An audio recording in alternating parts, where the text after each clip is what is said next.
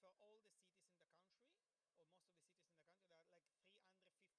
There are like 350 cities for like 100 maps. And each of them uses several indicators, model, and data for different sites to create something like what you see there. So like an interactive map that you can kind of escalate, and you can kind of see what's the level of threat or hazard or exposure or sensitivity or resilience, and that computes to risk. To do that, we did that through a project that was funded by the GIZ of Germany, the European Union, and coordinated in Chile by the Ministry of Environment, together with different universities of the country that we work together to create that. And it's currently, it has become the main source of information for all risk plans. It actually was included in the law, so that if everybody wants to do a plan, they have to do this. And if they create new information, they actually have to input that into the system, so that the system is ever growing. Now, the system itself is a nice tool, but we created also ways to make it more manageable and more accessible, because one thing that we found is that when you are a decision maker at a municipality level, you don't really want to see all the maps of all the country, because it just gets confusing for you. You want to see what happens in your city across different kinds of risk at the same time. Next slide, please. So for that, we basically took all the information that was contained here in the next slide, and all the information that was contained here, we put that into another navigator, which will be shown promptly, and which basically allows you to see all this data and information for each city that you defined, and across different kinds of risk, by giving you the specific information, all the indicators that are contained into each risk, because most of the risk maps are made of different indicators at the same time. Yeah, that one. So you can explore all the different indicators. You can download it interactively. You can download the whole database and use it for other purposes, because it's all free and public data which can be accessible. And now we are working with the Ministry of Environment so that this can be integrated, because the idea is that they want to have, the idea is to get to one system, in which is one stop point in which you can get all the information with different kind of visualization depending on what you're trying to do. Next slide, please. Then to complete that, one thing was missing, because the original methodology that was used was not considering resilience as one of the dimension. When it was made, the IPCC fifth report was still out, fifth cycle, and the fifth cycle was using the concept of resilience, but just barely, was not fully integrated, differently from what's happening now in the sixth cycle. But we started in Chile working on that, and how to integrate resilience into risk analysis and into all the other dimensions. And we created a conceptual framework with that, with different dimensions and different kinds of indicators. And then we brought that down to using different secondary data sources, with a total of 43 indicators across 9 dimensions. And with that, we could create resilience maps for all the country, for all the municipalities of the country, which are focused on urban resilience and were constructed based on big data analysis of 7,500 research papers to identify which were like the key kinds of variables that were needed to be measured to compute resilience. Next slide, please. All this also was created into a navigator that you can explore. You can see which kind of dimension is more important in each stage, what kind of dimension is happening, what's the level that it is in your city, in other city. And the idea is that this also is being integrated into the other analysis I showed before, so that when you are assessing risk, you are able to understand in each municipality what are the key factors that are gaps, so that you can focus on them to prioritize the kind of actions that you want to have. Next slide. And the final platform I will show to you is called Aura. This is a platform specifically targeting extreme heat. We will have later a presentation exactly on that, so it was connected with that. This platform, next slide please, was made based on a combination of different kinds of data and models. So it includes downscaled climate models, includes a modeling of the city urban heat islands based on a series of data taken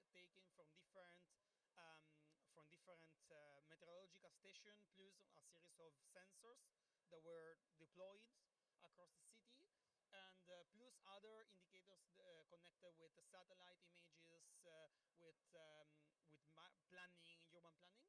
And with that, it basically creates an estimation of what is the level of heat stress that is suffered in different places under different scenarios. And on top of that, what it does make is is that it allows you to make scenarios of what will happen if you, for instance, would change a part of the city, the urban cover one part of the city, how the urban heat, extreme heat effect would change under different climate scenarios and under different building scenarios. So that has been used, next slide, on one specific city within the city of Santiago, which is a big metropolitan area, and now it's in the work of being scaled through this year and the next for the whole metropolitan region of Santiago, and then of course from there to be scaled to the whole totality of the country when possible. Next slide. And that was that. We have, of course, many other platforms. There is one more that I think would be very relevant for this panel, but I cannot spoiler it because after this panel we have another one in which I present that. So if you want to know about that, which is the risk and adaptation platform, just stay tuned in the next session after this.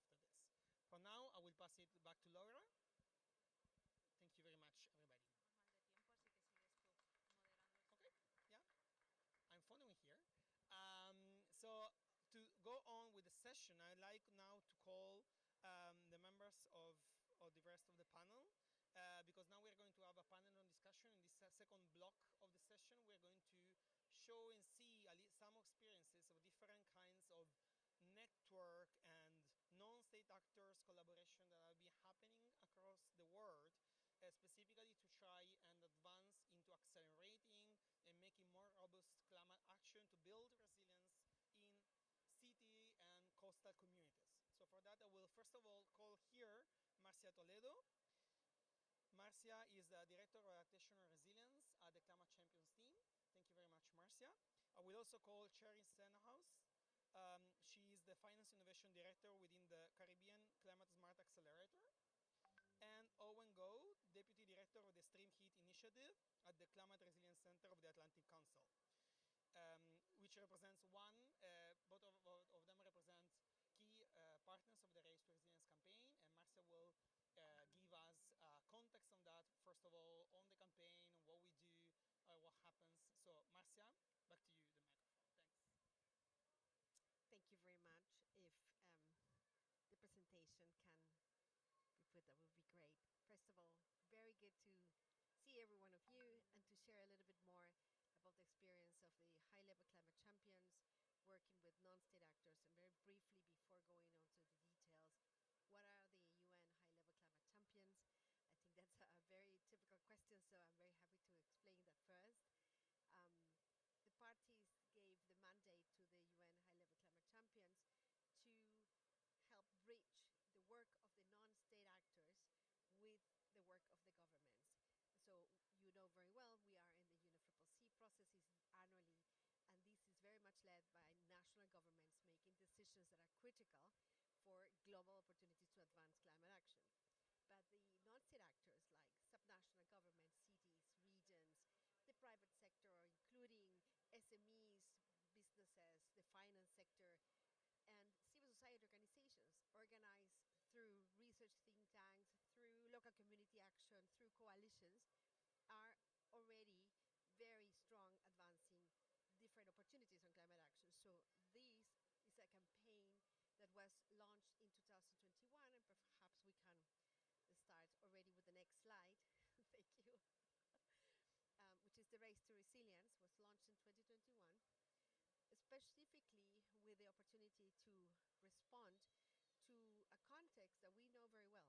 Solutions exist, knowledge locally exists, capacity exists, and there's of course opportunity to strengthen those. But there has been a context of many different solutions, many different opportunities, and as well an interpretation of adaptation is local, but it's very difficult to grasp it and how to integrate it and mainstream it and articulate it.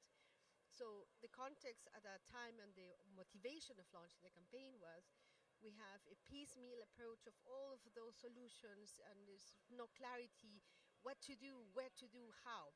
The previous panels on the previous presentation showed very clearly you have to be contextually based, you have to encourage locally led opportunities, you have to foster the connection of science, the actions, but also influencing policies and finance so that these are scalable.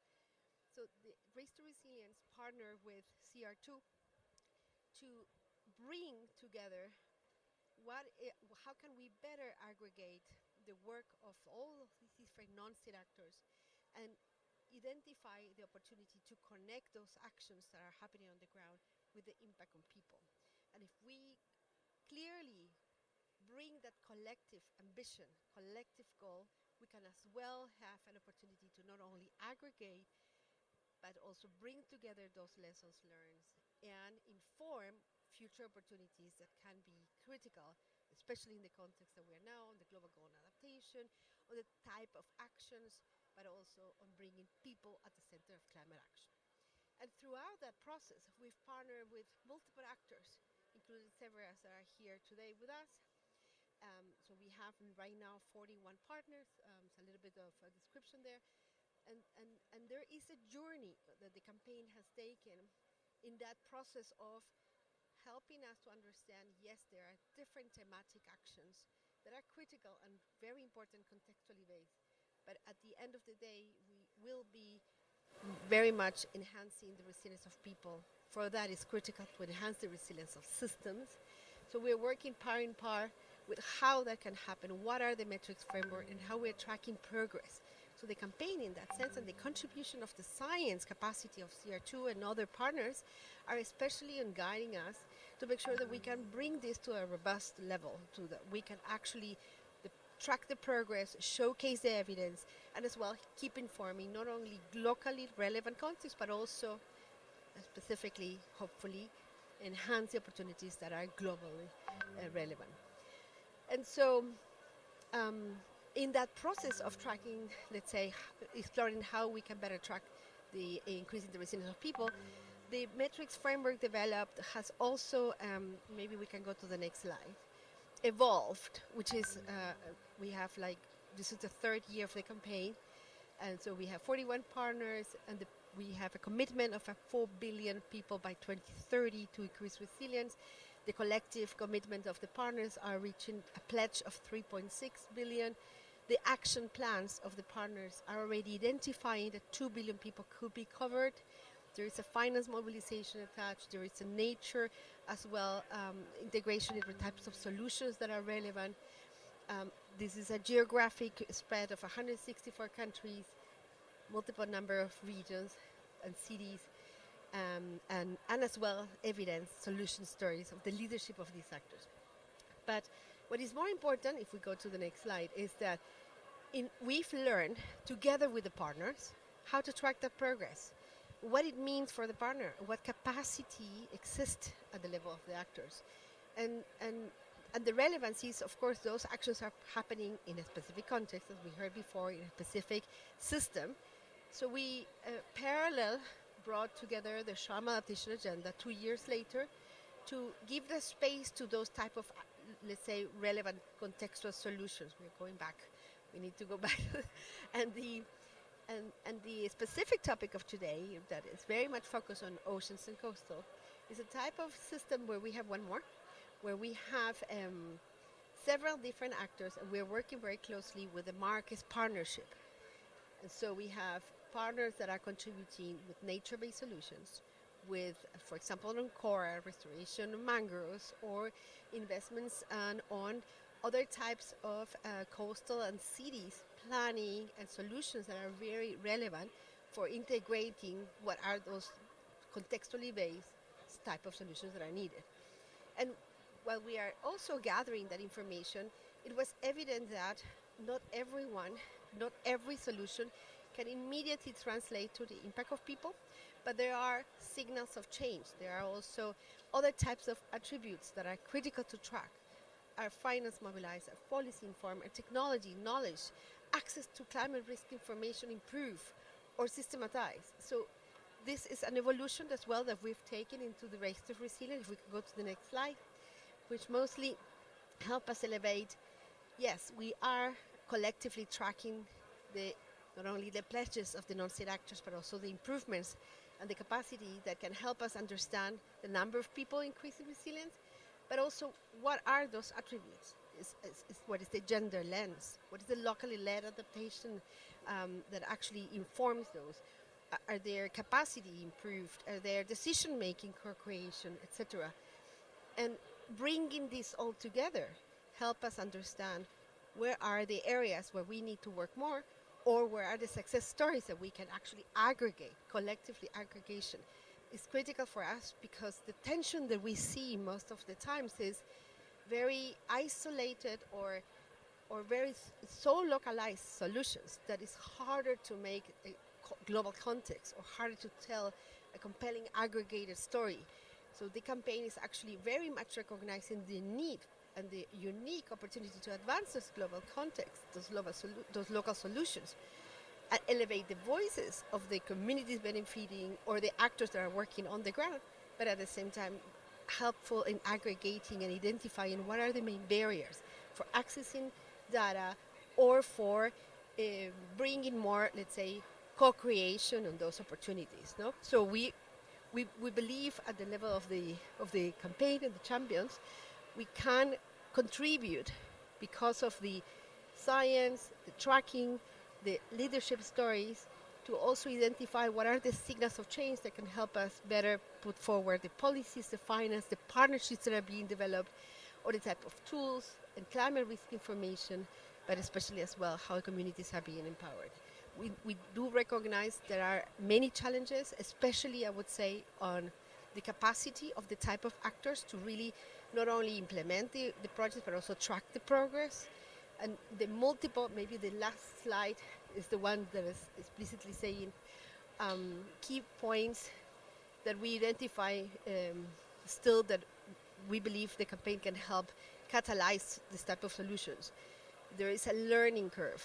We are not starting from scratch. Those solutions exist for many decades, but it's about making them evident and bringing to how this can inform actually policy processes, but as well driving the convergence that yes, we do need these resilient systems, but these resilient systems critical to as well reflect how this is increasing the resilience of people, and how there is a cross-cutting and aggregated between different systems. We cannot isolate nature from human settlements.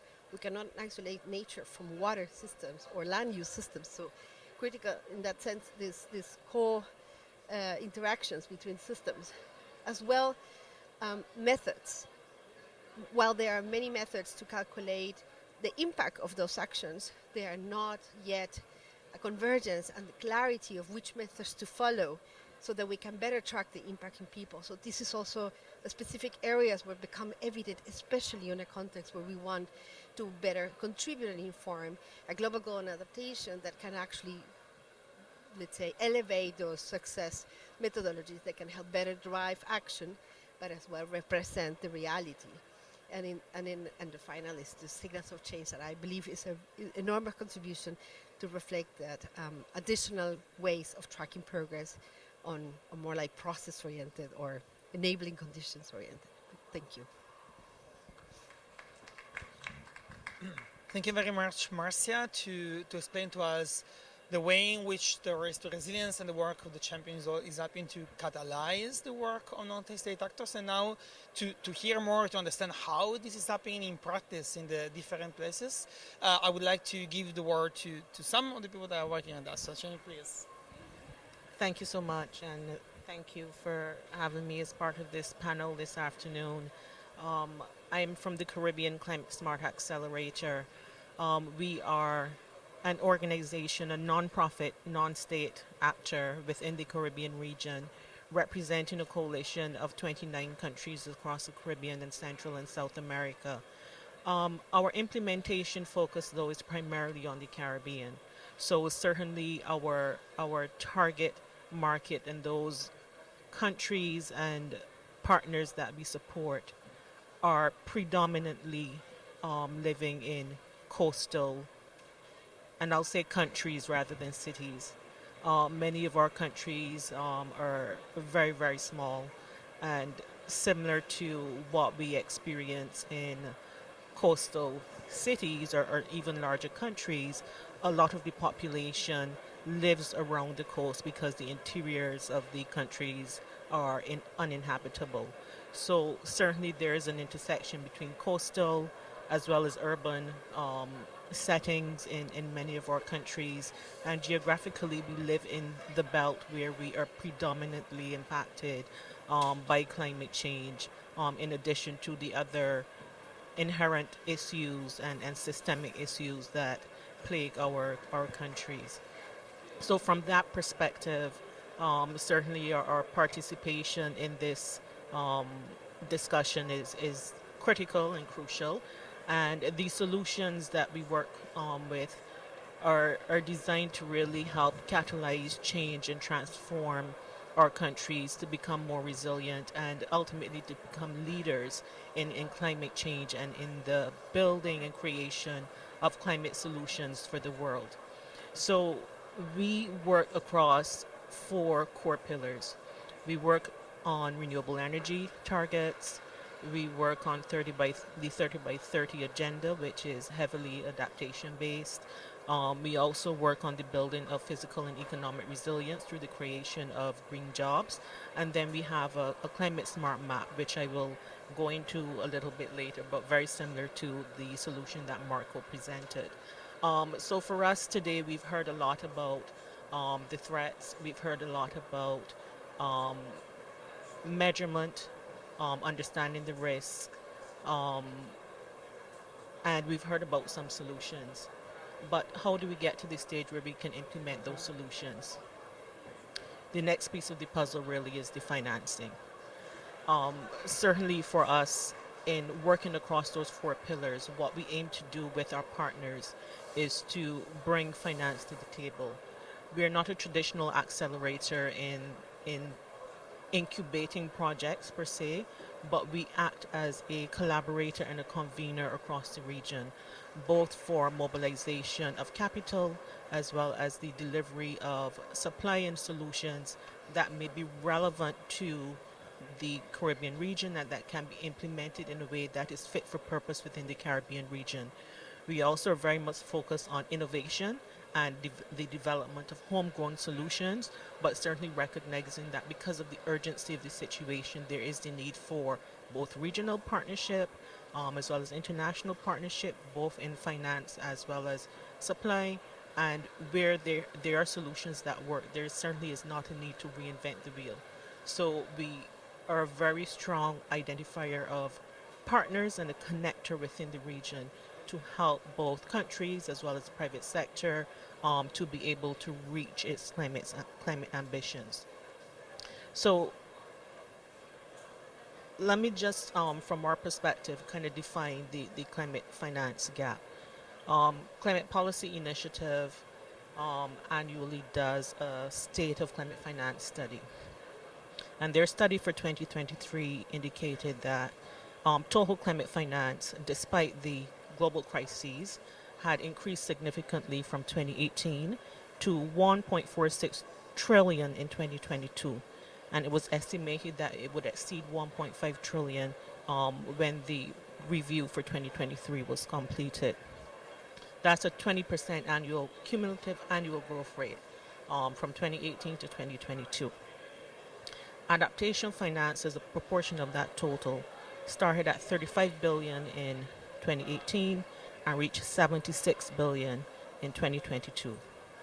So out of 1.5 trillion, adaptation finance was 76 billion.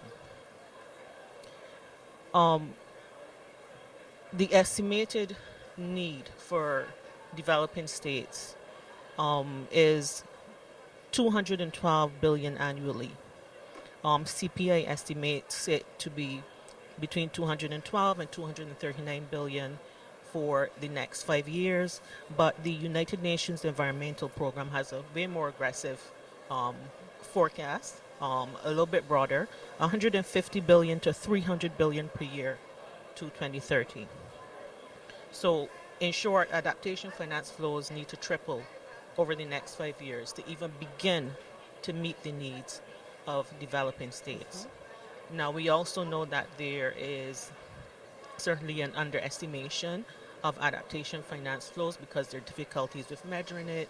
It's primarily driven by public spending, and there's not always the capacity or the capability within governments to accurately measure adaptation flows.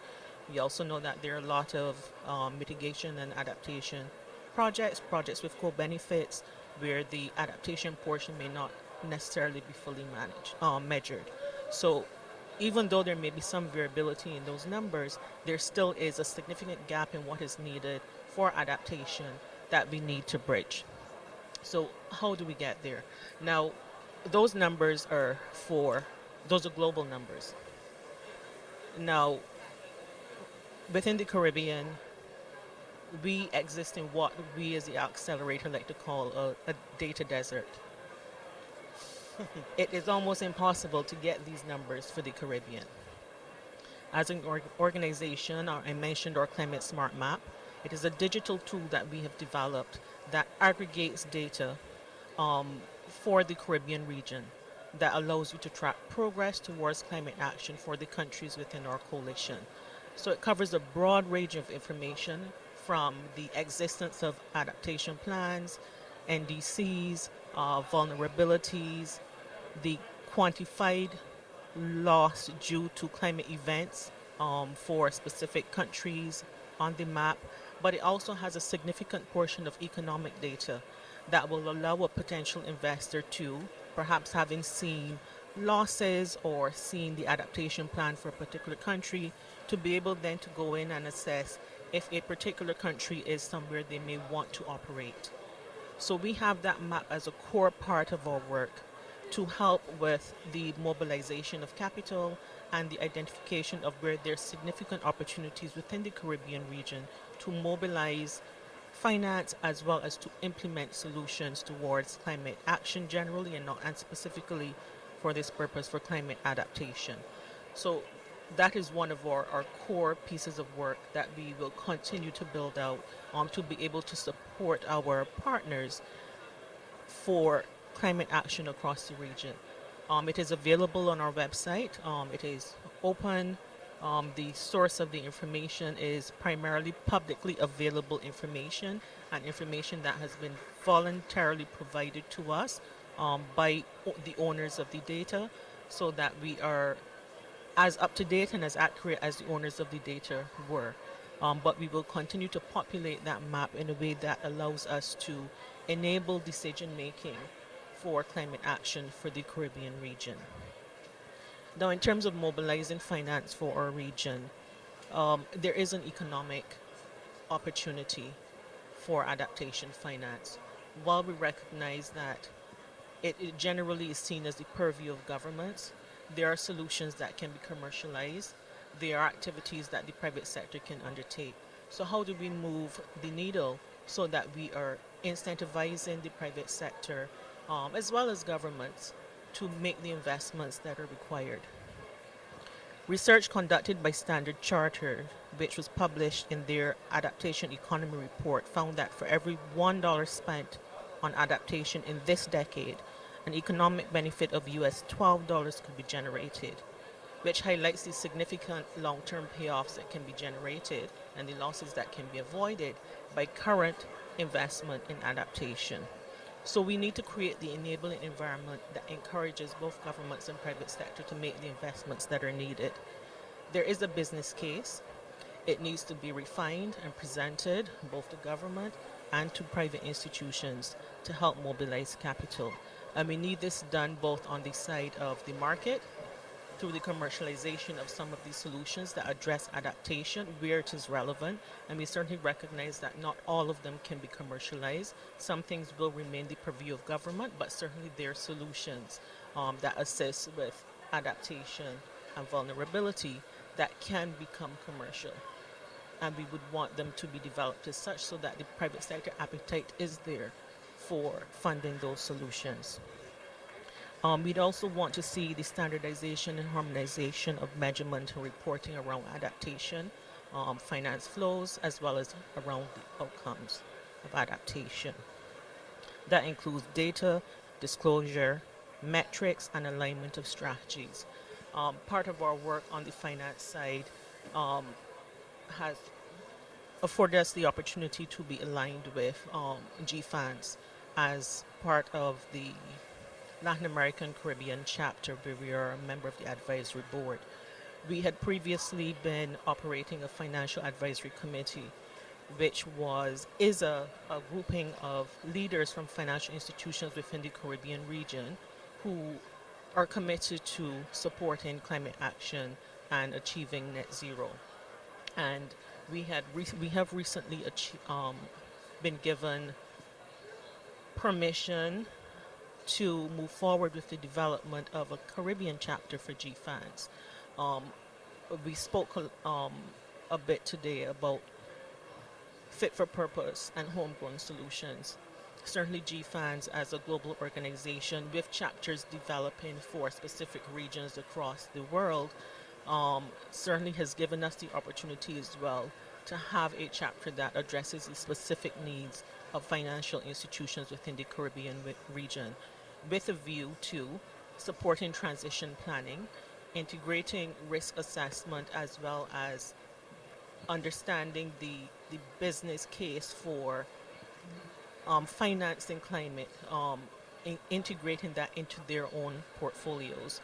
And we also recognize that that needs to be done on the side of regulation as well, implementing climate risk assessments into regulatory plans so that we further strengthen and incentivize the case for climate investment and for the need to reach net zero. So against that backdrop, some of the tools that we would want to see and some of the innovations that we would want to see coming into our market to support adaptation finance certainly include these three things at a high level. The adoption of blended finance approaches to funding adaptation solutions. So we certainly know that there's a strong case for the blending of concessional finance with private sector as well as with philanthropy to be able to mobilize capital, lowering the cost of capital, de-risking projects, and allowing certainly actors in the financial sector to play the role that they are best equipped and best specialized to play. Moving beyond green finance into impact-based and measurement-based finance. So we have seen the advent of green bonds, climate bonds, catastrophe bonds within our market, but we certainly want to see a move in the direction of impact-based and measurement-based financing that allows you to now layer on certain incentives for the achievement of certain outcomes that also allow for the lowering of finance rates and the provision of some reward once the commitments that have been made are actually achieved. And I think there is a strong incentive and again business case for moving in that direction. Certainly time, we know that there's a need for urgency. We certainly know as well for governments priorities may change and we want to avoid because of all the taxonomies and we've seen all the scandals that have occurred in the private sector. We do not want to move that type of behavior into government either. So I think there is an opportunity for strengthening of the financial instruments that we see coming in to support adaptation. And then finally, I'll speak a little bit about parametric and index insurance. Within the Caribbean, we actually have an excellent example of this through the Caribbean Catastrophe Risk Insurance Facility, which is now up and running, supported through our CARICOM regional bodies. And it actually has, because of the vulnerabilities that we face, has actually been put into action quite frequently since it has come on stream for natural disasters as well as for the frequent events that we have experienced within the Caribbean region. So we are seeing within our region as well, even at the level of government, some innovation towards climate action and adaptation. So finally, what I'll say is we do have the opportunity as well to continue to refine traditional methods of financing, project preparation facilities, technical assistance, development grants, and ensuring that they're channeled specifically towards adaptation that will help us address the issues of coastal and vulnerable communities. I'll pause there. Thank you very much. Thank you very much. Please an applause. Thank you very much for the presentation. I think it was very interesting to understand also how the connection between data and showing that data and the finance and innovation in both things and decision making all need to be brought together, and how the first you're doing, particularly in a region which has been lacking pretty much in all of that, is really, really commendable. So thank you very much for that. Now, Owen, I would like to hear from you on the experience that you have. Thank you very much. Thank you. So a request to the audience first. I think we're an hour and a half in, and I just want to invite everyone to stand up if you're able and just stretch, because we've been sitting for a while, and I know we've been walking a lot, but also sitting a lot. So feel free to stretch and take a second before sitting back down. So my name's Owen Gao. I'm with the Atlantic Council. I'm the Deputy Director for Extreme Heat Initiatives there, but that's not the hat that I'm wearing today. If you could put up the slides as well. I'm here representing the Extreme Heat Resilience Alliance, and I think that begs the question of why am I talking about extreme heat at a panel focused on coastal cities? And the reality is that a lot of the cities taking part in this alliance, which I'll share more about, are coastal cities. They face sea level rise, they face coastal flooding, but they also face extreme heat, and it's a major issue for many of them, which they've prioritized. Next slide, please. So the Extreme Heat Resilience Alliance is a Race to Resilience member, I think from the inception of the Race to Resilience, and proudly so, and has been kind of participating through the Resilience Hub and through other means. So that's the hat that I'm wearing today, as both as an ERA representative, as a Race to Resilience member. So this is a bit about the Atlantic Council and what we do. I'm representing the heat pillar. Do you mind moving to the next slide? Oh, one back. And these are some of the members of ERA. So you see CRIF, which was mentioned previously, a number of cities, including Freetown, Sierra Leone, Melbourne, Australia, Dhaka North, Bangladesh. So the names that you're hearing are coastal cities that are facing the challenges that have been discussed, but also extreme heat.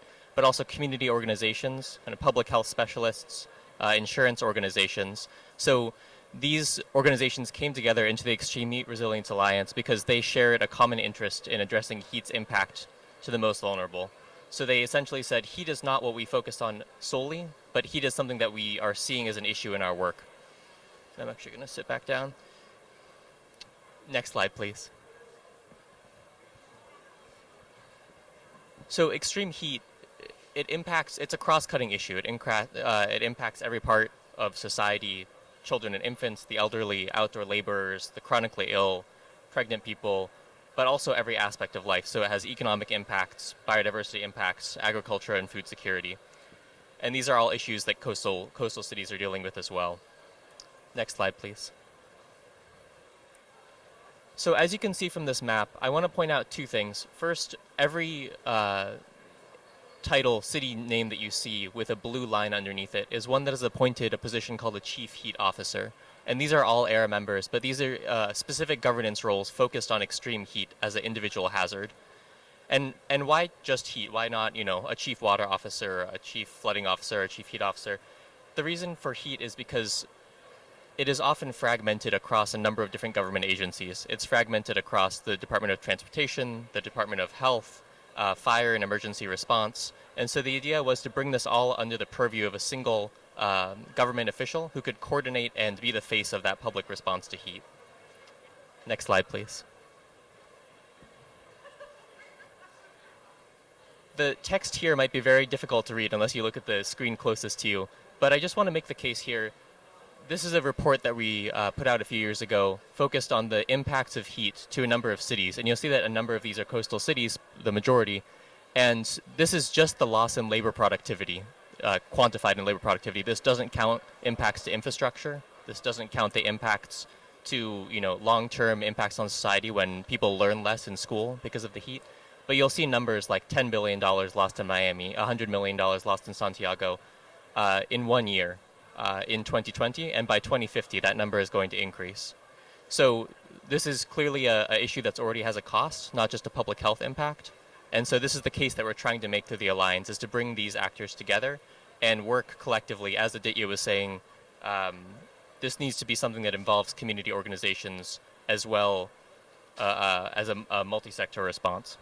Next slide, please. Because I want to keep my remarks relatively short, I just want to leave you with one thing, a framework to think about heat action in a simplified way. And it's something that the chief heat officer within UN Habitat and a colleague of mine, Lenia Miravilli, uses.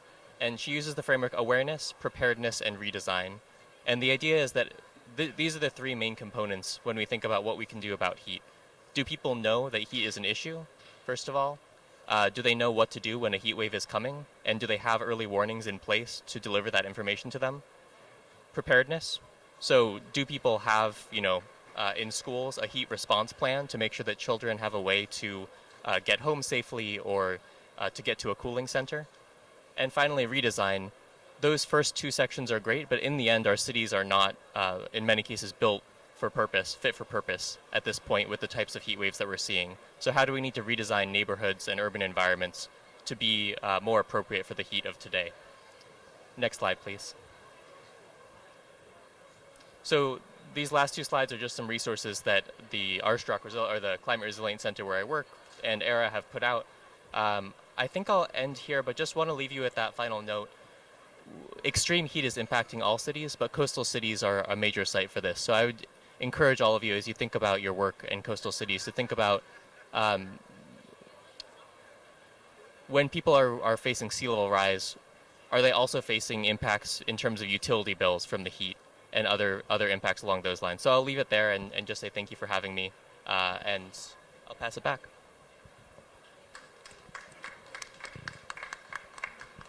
Very much also for the presentation and how you show how and where heat happens. The truth is probably not even as are really aware of that in some way, even as I work on that. So very much useful to put that in that way.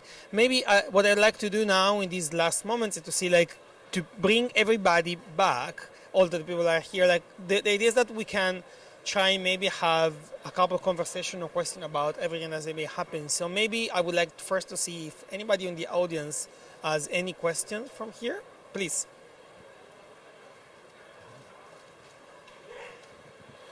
So good afternoon. I am actually a Filipina teacher, high school teacher for science. I'm a science high school teacher, and the presentation is exactly what we experienced during the summer. We had 40 degrees Celsius of heat wave that have caused us to lose class time, and we had to suspend classes, and the electric fans were there. There were cooling mechanisms, but it wasn't enough. People, the kids were getting sick. There were already blackouts that happened because it was too hot, so there was not enough energy to go around. And so my question is, for those areas, this is the city already, but of course the more the coastal areas that you're talking about, they even have more increased temperatures. What could be the most affordable solution? Because we're not exactly a rich country, right? We have fisher folks and farmers as the majority, and they earn about, in US dollars, around 10 US dollars a day for a family of 5. How would they be able to afford all these insulations and all of those things that because for our school we were able to have our air conditioning units, but for the far-flung areas, I don't think they would have that means. Not even the classroom to support them. Thank you very much. Yeah, thank you for the question. I was in Manila in the spring, and I want to say in February or March, and it was already hot. And then I know that it became even hotter over the course of the summer. So the question about affordable solutions for extreme heat, I think often when people talk about extreme heat and solutions, especially relating to urban nature, we talk about trees. And the reality is that trees, the planting of them and the maintenance of them are very expensive. Often, and if you plant the wrong type of tree, then it'll die, and so on. And so, what we've seen a lot in, for example, in India, in the kind of more affordable solutions, especially in informal settlements, relate to shade and strategic application of shade. So what kinds of tarps can you use in markets to cover people while they work? What kinds of cool paints? Not just, there are very high-tech reflective paints, but there's also much, much lower cost solutions that use reflective, what's the word, tile integrated into roofs to increase the albedo and decrease the indoor temperatures. So what kinds of things like that are possible in the case of, in the very specific case of fisher folks or people working in the fishing industry? I think there's some interesting work taking place. I want to say this is in Madagascar, so a very different context, but trying to protect the earnings of the fishing industry by having cool shelters for the produce or the fish that they bring in, because the reality is that in high heat, that food will spoil. So they're using a combination, I think, of cool paints and AC to protect those goods. So I would just say it is an issue that a lot of solutions to heat are very unaffordable, but there are some emerging solutions we see, especially India has been at the vanguard of that as well. So, and there's many that I'm sure that I don't know about. But I want to see, are there any other examples, Marcia or others, that you would like to share? Yes, thank you. Not an example of a actual solution, but certainly a financial example. Just extending on my previous comments to say that we're seeing certainly the creation of blended finance instruments that are designed specifically to address specific sectoral adaptation solutions. And I do recall recently, as part of one of CPI's technical assistance programs, assessing a finance facility for specifically for cooling solutions. So it's a fund that will be available to enable persons in a specific location to be able to access funding for cooling solutions within their countries. So we are seeing on the finance side the evolution of solutions that provide resources to help people where they may not immediately have the funds available to be able to access solutions, and to assist market players as well to be able to bring those solutions into marketplaces, certainly recognizing the specific challenges that persons in those territories or countries face in terms of level of earnings, what the specific needs are in that country, and what that specific market needs to address the heat stress that it is facing. Thank you very much. Very good and interesting points. Anybody else has any questions? Please. Again, please introduce yourself. Yes, sure. Frances Clone. I work at the Center for American Progress in Washington. I was wondering, so I'm a Miami-Dade homeowner, and I was wondering, we tried to make the case in Miami-Dade for a local level ordinance to protect workers. Would give them a break when they're working in extreme heat, every 2 hours for 10 minutes for a water break. This would have to be implemented by employers, right? They would have to allow them the break. It was one way in which we could provide some relief, and it would be ordained at the county level. That ordinance failed in the county because of a high level of investment lobbying against it from the employers and developers. I'm wondering if worker health, well-being is not it's not something that really moves people to make the right decision. Are there other things like learning hours that are lost? What other things are groups documenting in terms of impacts of extreme heat that might be things that maybe if parents go to school board meetings and advocate for changes and adaptation solutions to extreme heat, maybe that goes farther than maybe low-wage workers that not a lot of people seem to care about, at least in our county. It's a particularly hard question right after the election because not only do we have You're telling me. yeah because not only in Florida is there Governor DeSantis's kind of opposition to any kind of regulation, but also now the OSHA heat standard. I'm getting very specific to the U.S., but the OSHA heat standard is now probably going to get on the chopping block from the Trump administration, and so I would say there. Speaking first specifically about workers, there are emerging but kind of not enough advanced efforts to estimate the losses due to extreme heat by sector and by industry. I would say that that's actually there could be a lot more work done there from my point of view. There's some interesting work done by La Isla Network and Jason Glazer there to estimate the physiological strain of heat to construction workers for Turner Construction. And I think I want to say that's in Nevada, but it should be done elsewhere as well. I think it has to be a business case. It's clearly not working as a health case to employers. And so if the regulation's not there, there has to be some kind of case made. These are the number of dollars you're losing. We tried to do this with this labor productivity report, but that was at the state level, and so or at the county level, so it's not down to a specific employer. I think it's going to come down to going to X construction company and saying, we think you're losing X amount of money. And I'm not sure what else can spur that other than a top-down regulation, which we aren't going to see in Florida in the near future.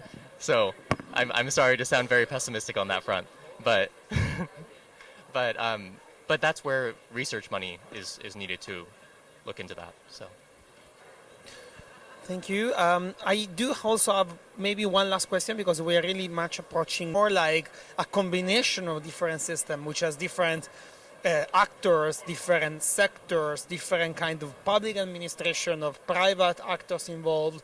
So for all those kinds of reasons, finding solution requires always like these overall systemic approach. Even when you only talk about heat, to make an example, you need to integrate different kinds of things. And when you talk about finance, it also means the same. Like we do need some finance, but we need to prove what are the solutions that are needed, where are needed, what may work, and what is the best thing. Because if resources are insufficient, that you have to choose. How do you choose which one to do? So it very much becomes a problem of decision making. In all ways, and this problem of decision making becomes a problem of prioritization, and this problem of prioritization becomes a problem of defining what is best and how do I define what is the potential and what is the progress and what may work. So maybe just to invite you all to a final reflection on that, like what are the challenges, what are the opportunities, what should be done to make that comparable, accessible evidence on what may work, what should be done, what should be the priority for coastal cities, and to make them more resilient. And maybe I will invite you to, if you want to make a comment on that.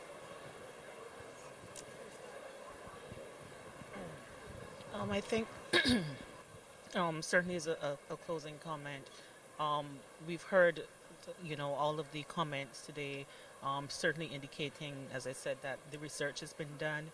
We're measuring impacts. There are solutions available. Those solutions require funding. We are seeing some innovation emerging that can support mobilizing finance that is required for those solutions that we've seen. But what we have to continue to do, as was underscored very early on in our presentations, is to ensure that the solutions that we implement in each place work for that particular place. We can't, as was said, use the cookie cutter approach, but continue to create specific changes and tweaks and innovations relevant to each country to ensure that the solutions that are implemented really work for them in reducing the hazards and the vulnerabilities of those specific cities. Yeah, from my side, it's mostly to recognize that in a similar manner, all of those actions and efforts that are already bottom-up being advanced by different type of actors across the cities that are being impacted from different types of risks. If we make it very specific, the opportunities, it will allow as well to better target the funding that is needed. And the role of the private sector specifically. We do have major needs of clarity in regards of, let's say, channeling specific adaptation public finance.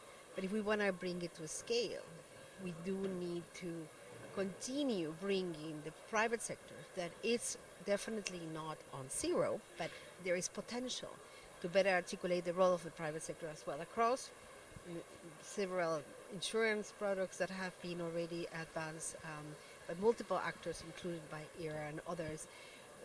But not only in regards of risks transfer, but in regards as well of at every stages, a construction or at different types of services, we need to be more specific to really allow that those specific solutions, specific contexts can have clear channeling on finance. That multiple sources can really get to the point of compensation or temporary allocation or reallocation. We need to be very creative. Otherwise, the narrative continues to be very broad, very general, and also, again, piecemeal. There are many solutions and no concrete points to how we connect this need with this opportunity. So my encourage is, let's make sure we move away from the generalization and we be as specific as possible so that those funding, finance opportunities and the role of multiple actors can actually take more place. Thanks.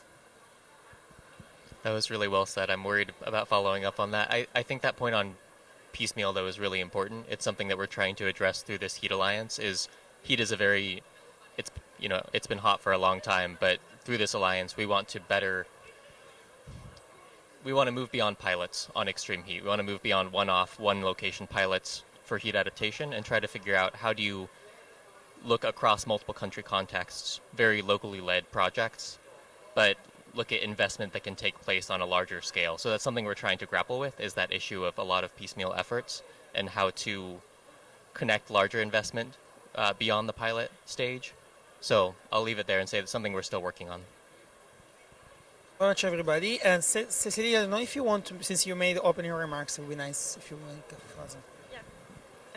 Thank you. The same for me. So I think we need more collaboration. We need to share solutions.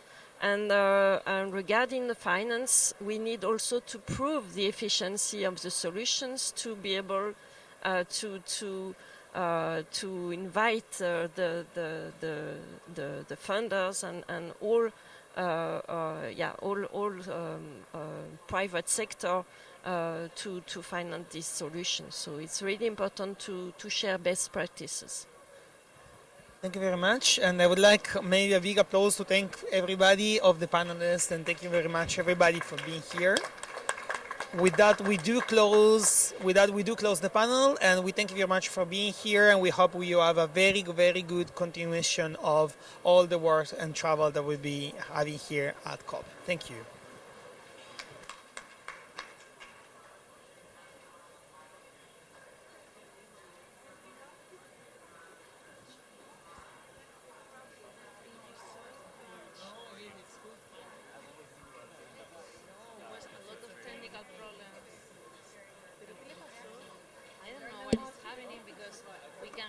Everything from his phone, the WhatsApps, Excuse me. Yeah, I was.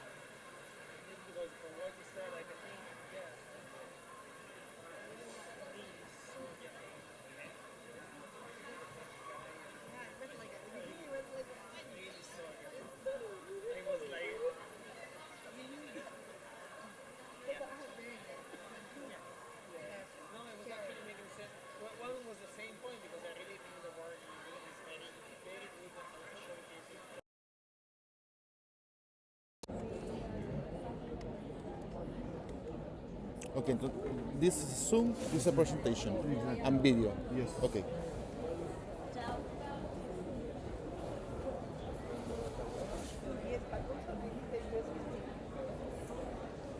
Because I cannot transfer to Zoom file.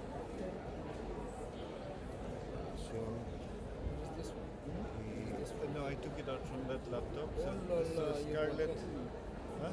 You don't know? Is the clicker? Yeah. Ricardo. The material I give you, you check it, huh? Yes. Clicker. Yes. Where is the clicker? It's the white shirt. Let me tell you, when they finish, On the finish, yes. then two El fold, micrófono. and this, and this. Sí, el micrófono, la cámara. Yes, yes, yes, yes. So that, and the zoom is okay? Yes. So in Zoom, you need to change the settings. Did you change the audio video? Let me see.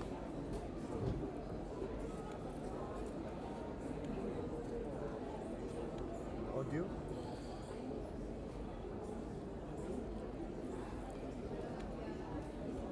Where?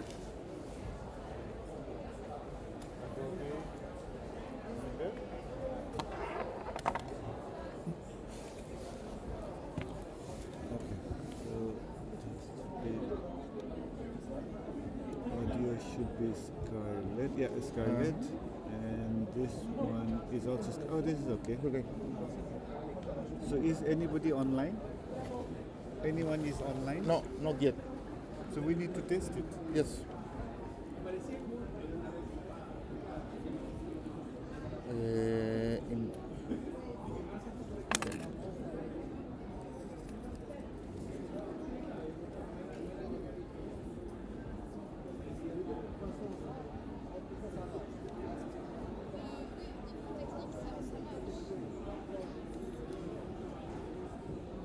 Send me the link. I can. Okay.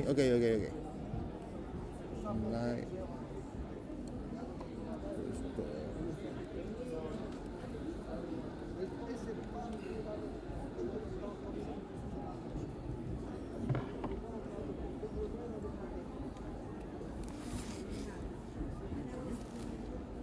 yes.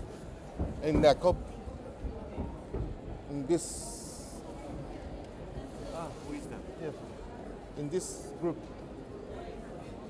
Do you in this group? No. No? Okay.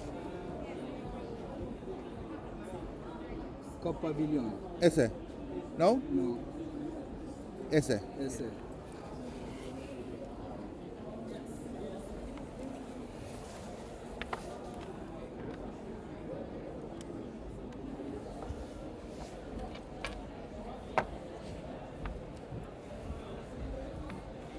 Pero tiene un adaptador por aquí. No. Ahí está el laptop. Y voy a 3, 4. Okay, I can hear from Laura. Can you take Este para presentación, ¿eh? Ok.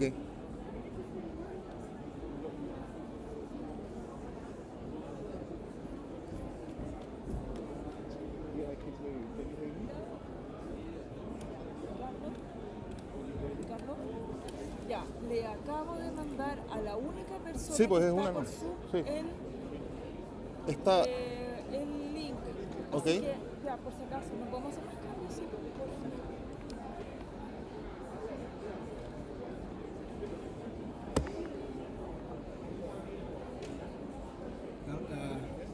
Look, Zoom is fine. tomorrow, this. I don't see the I don't see the Este? yes. Eso sí. Cuando empiece Pilar va a dar paso a un vídeo, que es el que te pasé. Necesito un segundo, necesito de nuevo el pendrive donde me pasaste el vídeo, no me lo pasaste. No, el vídeo te lo di, lo tenías ahí, porque yo no tenía un pendrive. Te lo mandé en un mail con una carta. Dame un segundo.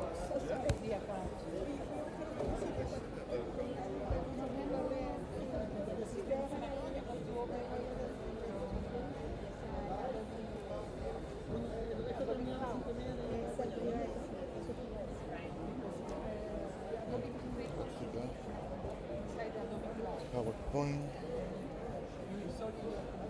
Ah, ok, aquí está. Este, ¿no? Un video es. Ya, pero un poco.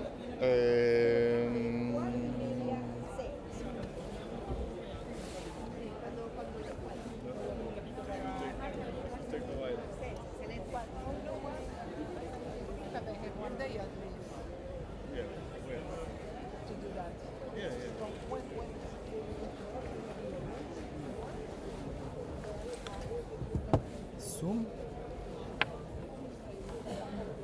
Este es el Zoom laptop, este. Ok. ¿Y por qué tiene la presentación aquí? Ah, es extended. No, good. It's extended. Look.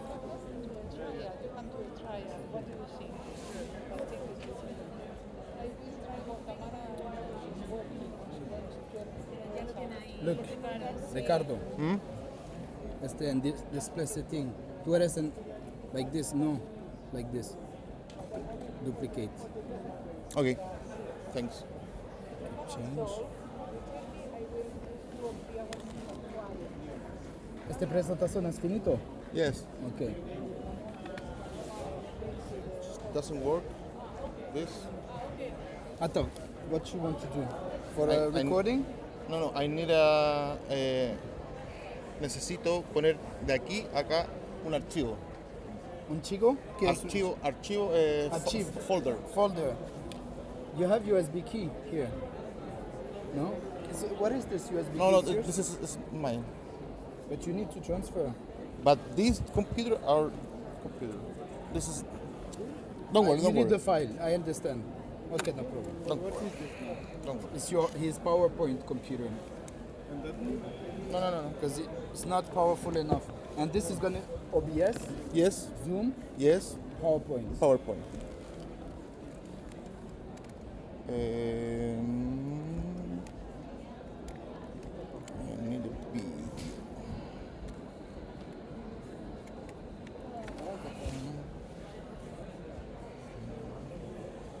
Okay. Video. Okay, we tested Zoom. Okay. You tested already? Video. Zoom tested, but Zoom, is it coming to the Video. Yeah, it's going far and go. You tested here Video. local and You can distance. try again. Yes?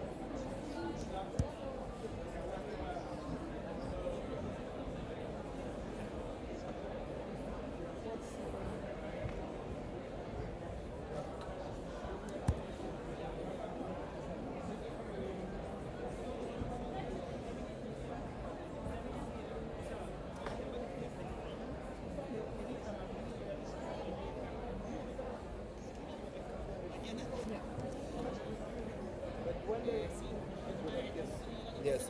La presentación es mejor aquí. Yeah, I think so. Yes. Can you share the screen? for Porque me? necesita en el Zoom. Y Zoom acá Zoom aquí.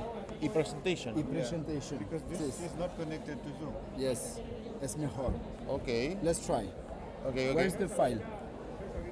¿Dónde está el Prove folder? Anywhere. Prove this. Aquí. ¿Este? No. Ato. Okay. It's approved. Zoom. Ato. Zoom. Why it does not open? Ah.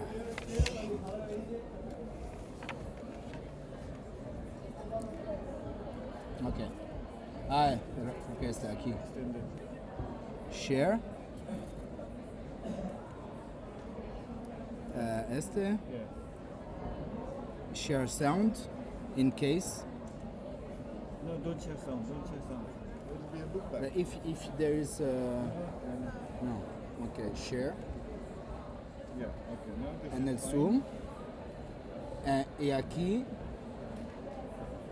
But here it needs to share the screen here too. Yes. So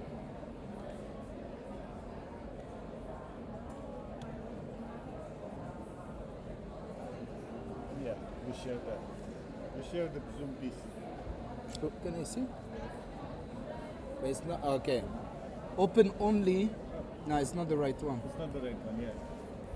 No, it was the right one. It was. Not moved. It was. Okay. Yeah. So okay, let's do that. Okay.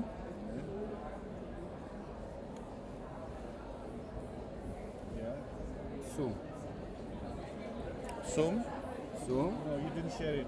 You Yes, shared I the did. wrong one. You shared the But wrong one. and No, it's the same. but it's not presentation. Yeah. You didn't share the window. Ah, putain.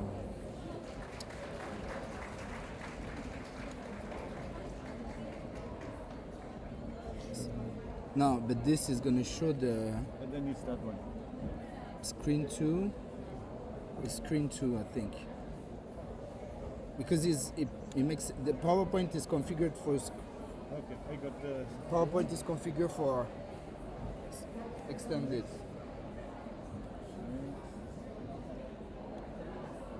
Yeah, that's Yeah. fine. I can see it. You can hear me. You're sharing the screen. It's here.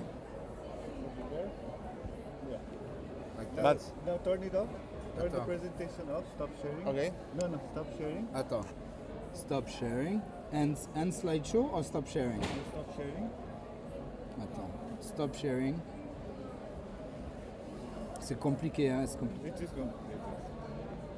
Share. Now, It what is- about the Zoom presentation? now it has stop sharing. But why you still have it? Screen 2. Ah, because we are sharing screen 2. But we have stopped sharing. Why you still have it? I'm not sharing anymore.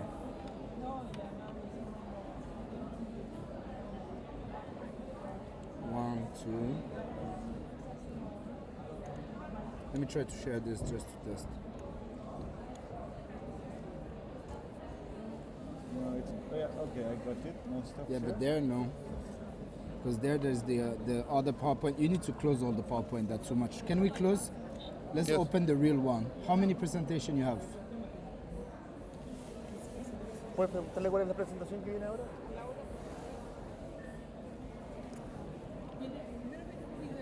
Sí. There's First a video and then presentation. one. Okay, well, we'll try it. Ah, putain.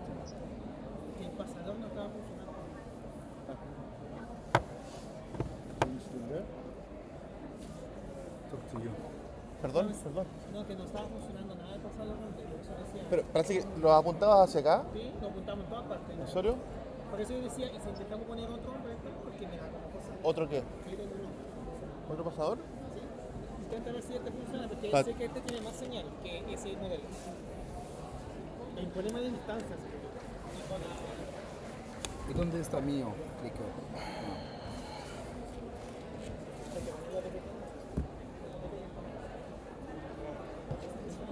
Sí, pero mira, Ricardo, es el video, habla la ministra, habla Gonzalo, y después de todo eso viene la primera presentación, que es la, Marco, la tuya es la primera, ¿cierto?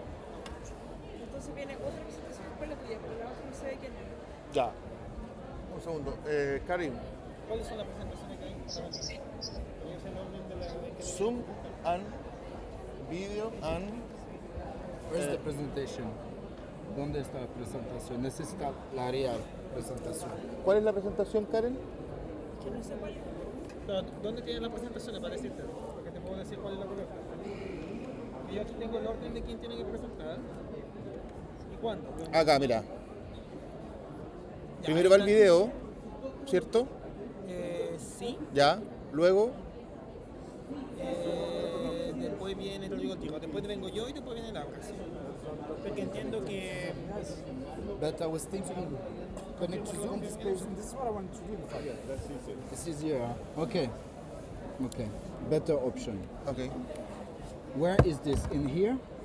¿Dónde están los es folder? ellos no van a hablar nomás. Este. Correcto, es así. No, in the desktop. Okay. Copy and copy here. Yeah, it's okay. Después se confirma, después está el video, después Marco Billy y después Laura Ramos, con ese orden. Okay. ¿Sí? Así tal cual como está, 1, 2, 3. ¿Cómo está, señor? Okay. Necesita setup now. No, no, no, no. Let me... Oye,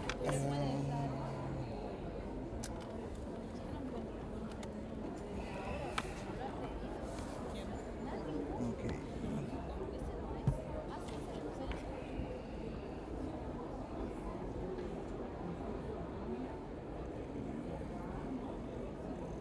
This computer.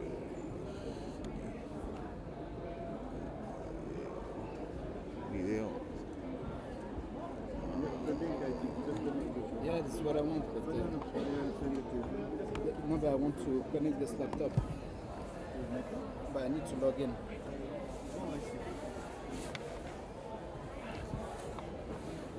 Hermano, don't fuck up my shit. No, no, no, no. Yeah, well, no, I see. No.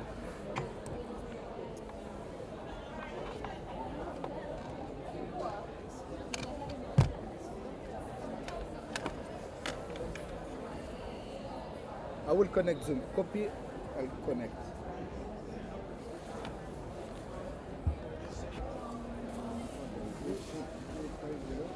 Okay.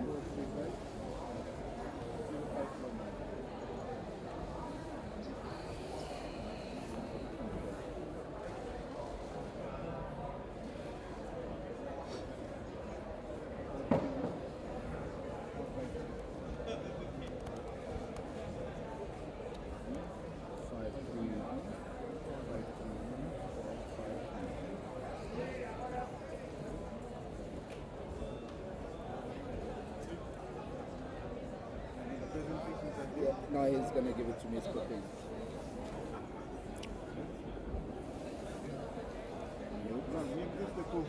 Yes. ¿Perdón? Co-host, este computador, co-host. I don't... Just been.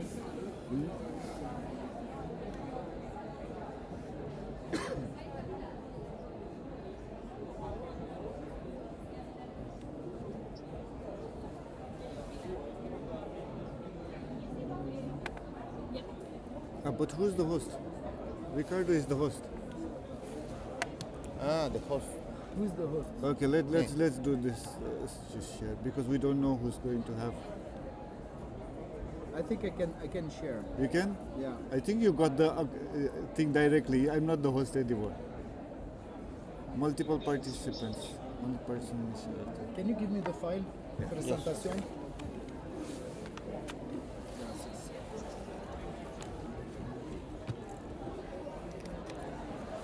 Video and presentation. No, this is mine. Yes.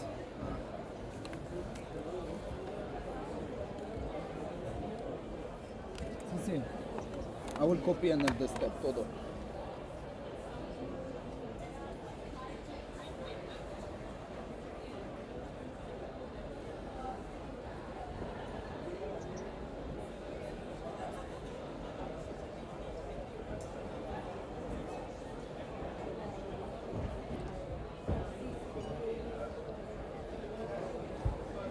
Todo.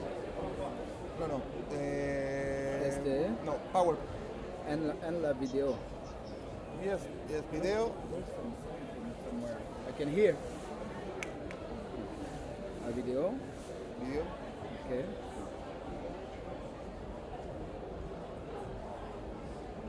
Video aquí. Y PowerPoint.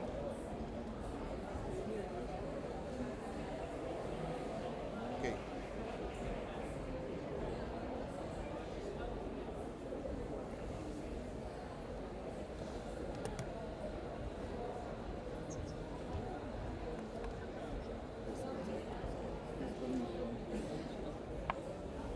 I don't know which microphone, but we need to check. Where's the third microphone? 1, 2, 3, está aquí.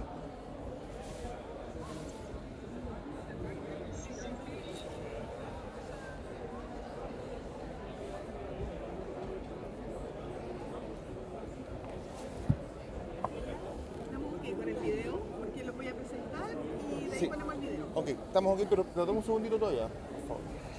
So this one is for there. Okay. So now is it your phone? There's something. Un device es conect es One of the devices on. Ricardo Concha. Yes. ¿Qué es este? Soy yo. Este? Yes. Este computador? Yes. Okay, okay. Okay, so it might be the one there. Oh, might be the one there.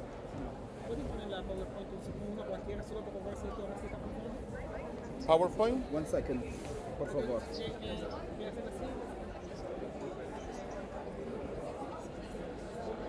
¿Este? ¿O este? El de abajo. Ese. Subnacional? Yes.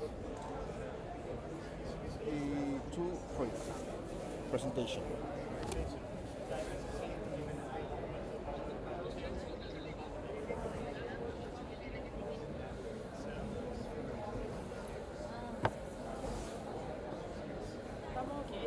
Estamos casi. Casi. Gracias.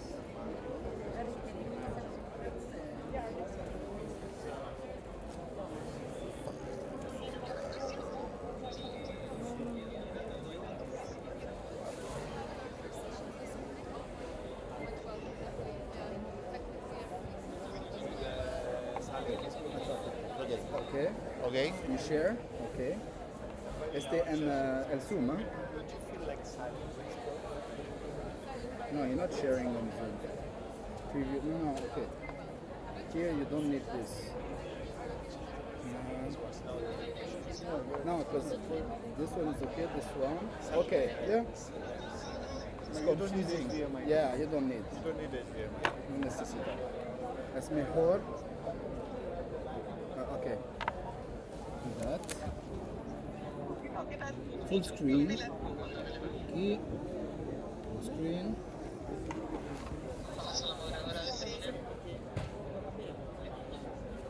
Zoom. Attends. Zoom. Attends. Who put that? So, look. Compartir. Share. Presentación. Este. No desktop. Este. Okay? Okay. Now? Now. Yeah. Okay? And the sound But, is fine. pero, this is. Where is the Zoom? Zoom este. Both Es have el Zoom. host. Both Es have el Zoom. both Zoom. Host. Host? Presentación Zoom. You Zoom, don't do Zoom. anything here. Nothing here. nada. Always here. Okay. Yeah. That one is everything. Presentation, Zoom, everything. Okay. Tenemos que partir.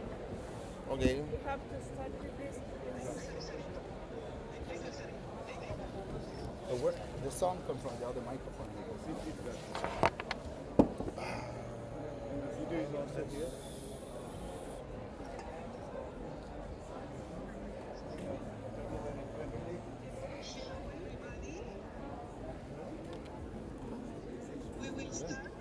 Can you have him with the presentation? Yes, yes. I think it's better. Yes, So you okay. prepare. Right now it's already on Zoom. Yeah. Presentation is on Zoom. See? And after when it's finished, you do stop sharing. Okay. And you prepare the other presentation and you share. And that's Okay. it. Okay. So that you can focus on that. Okay. I will try. I will try. Yes. Ya. Ya partimos. Espera, todavía no presentación.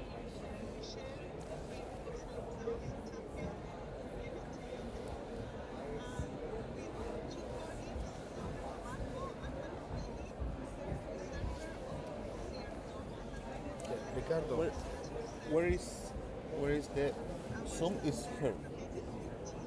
You listen. Este Zoom host. Este Zoom Host. host. Este Zoom aquí. Ah, ya, ¿ok? Y compartir con este computador. Ahí. ¿Tiene?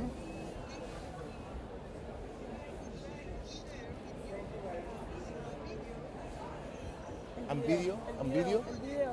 Video todos con este computador. El video. Todo en el Zoom. Because there are people Ya. distant, they need to see everything.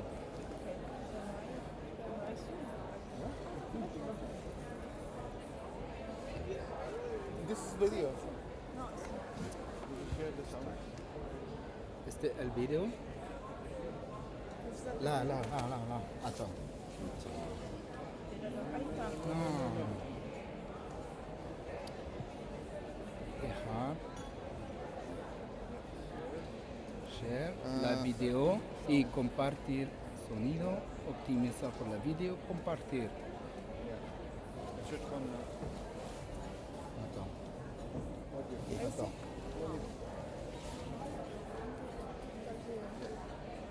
Ahí está el video. Ahí sí. Ya, y se escucha, está bien. ¿Entiende? Todos con el computador. En el Zoom. Entiendo, ahora entendí. I don't know what it is this.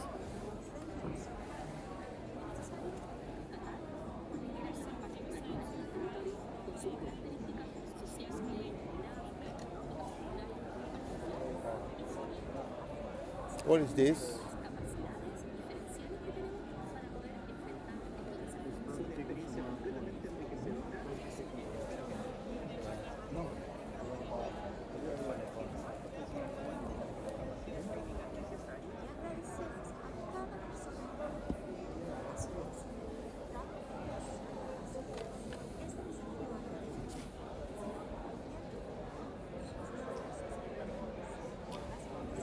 Sabe.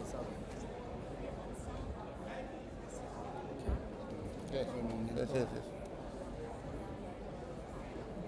Oh. That's the problem. Okay, now focus. Finito la video, la cámara y la presentación.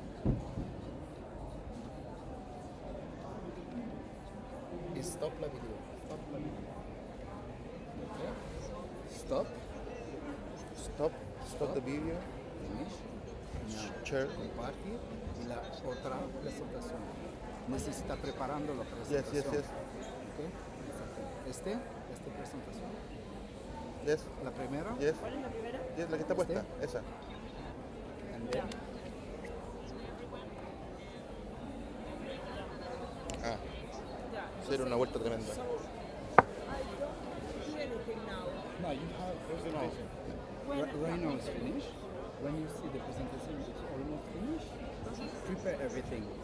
Prepare all your presentation. Like that. You have this one and then this one. Okay. You open also.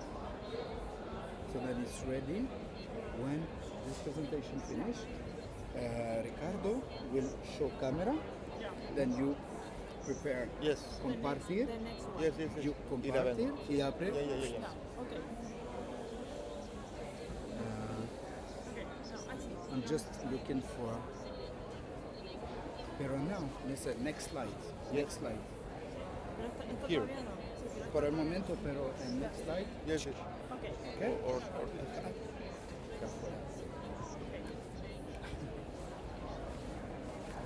Got it. Yes, I think, as I told you later, maybe I think Ricardo needs because this is Yes. so some presentations. De Ricardo, la técnica. No, I understand. Why we don't see la presentación? No es necesario No hay que empezar todavía. Okay. Pic. So, Ricardo, muy importante, por favor. Tomorrow, please don't forget. Este y este y este. Este mío. ¿Cuál? Este blue. Este mío es. Mío. It's mine. Ah, okay. Good for charging your computer. Thanks. Okay? Please don't forget. No. Because otherwise me, I'm fucked. And if I'm fucked, you fucked. Y El hombre gave you un licor. Este es el licor, ¿no? De el hombre. es del hombre. No, no este computador. Este.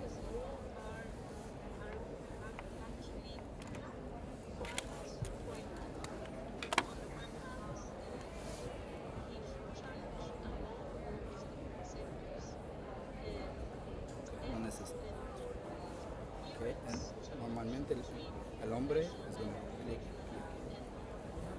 Okay. But he brought another. Yes, and this is And his it's receiver. working. And it's working. We don't know. Okay. That's why if it doesn't work, you do. I do. Yes. But you can try now. Yes, you can try. Well, where is the guy? This is the panel. Yes. No, it's okay. It's okay.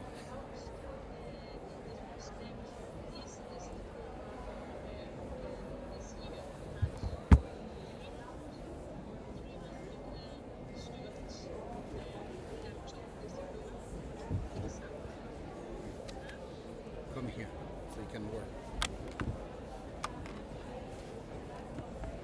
Do you need this? Not for you.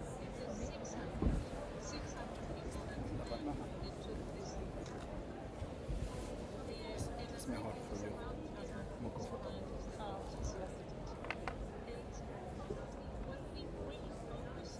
Yeah, maybe.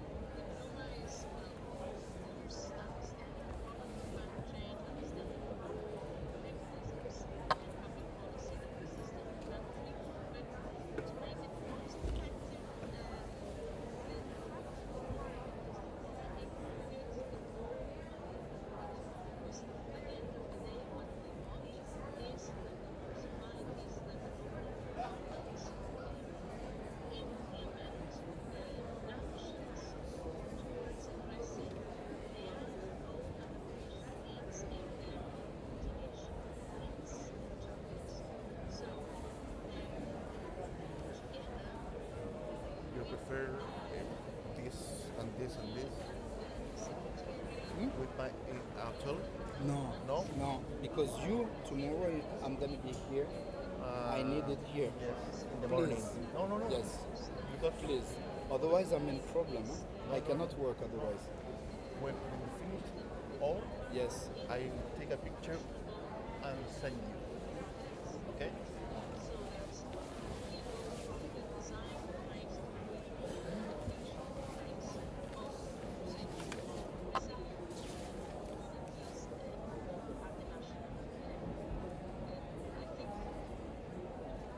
Come.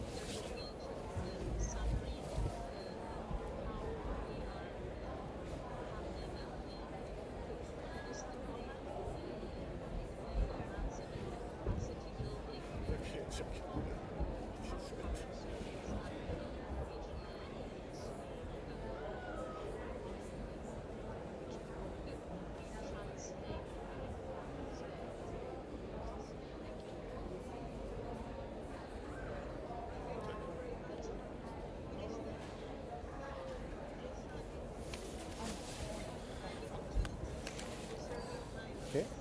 No, todavía no.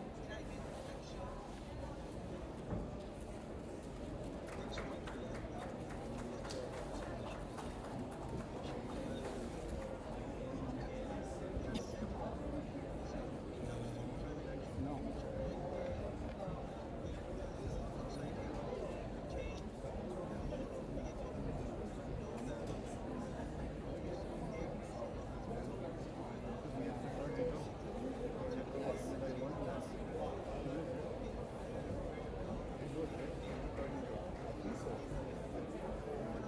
And don't forget to turn it off when you charge. Okay. Turn it off. Okay.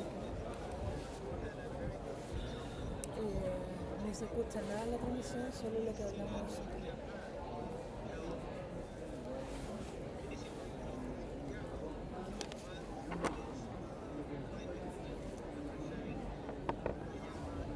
¿En serio? Why you use Zoom? ¿Ah? Why you use Zoom? The next? No, este es Zoom. Is there una persona, una otra persona que parla Yes, en el yes, Zoom? yes. ¿Qué es el nombre? ¿Cómo se llama la persona que me ¿Qué cosa? está conectada al Zoom? ¿O es más tarde eso? No, esa otra persona, si no hay nadie en el Zoom ahora. Pero eso es, más, es la cuestión de más tarde, Es ¿no? después. Ah, it's the next. Okay, it's fine. At least you Yes. already. Yes. It's fine. Yes, yes. Yes. In the streaming, they are listening what we are talking. Why? I don't know. Someone. But it's a different meeting, so you start Ah, over again. is this? No,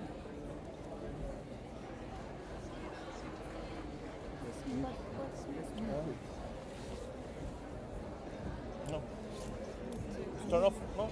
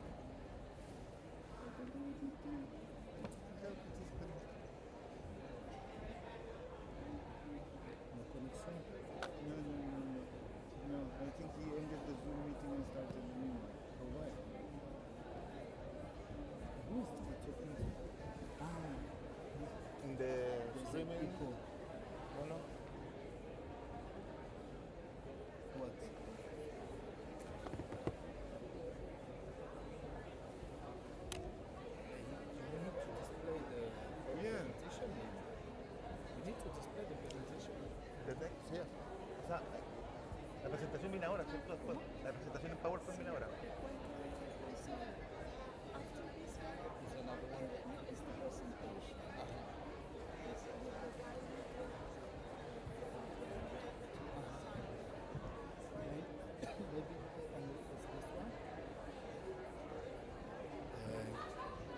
No audio.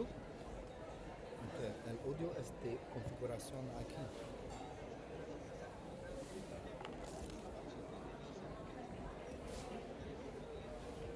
¿Qué es? No audio. No audio.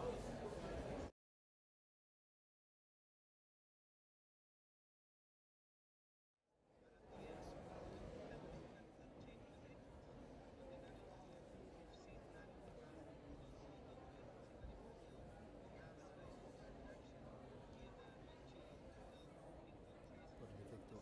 ¿Y qué es por defecto?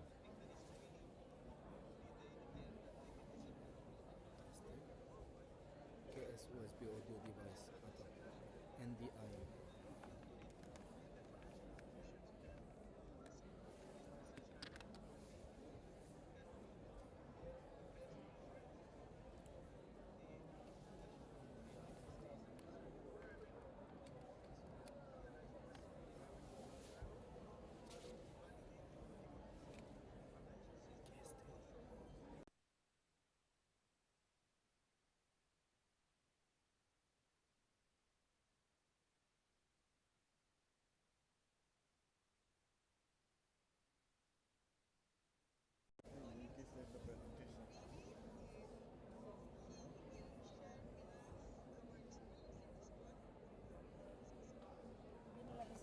Ah, ya sé.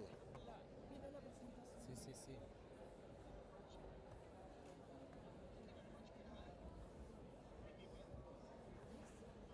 Ah, ya sé, ya sé, ya sé.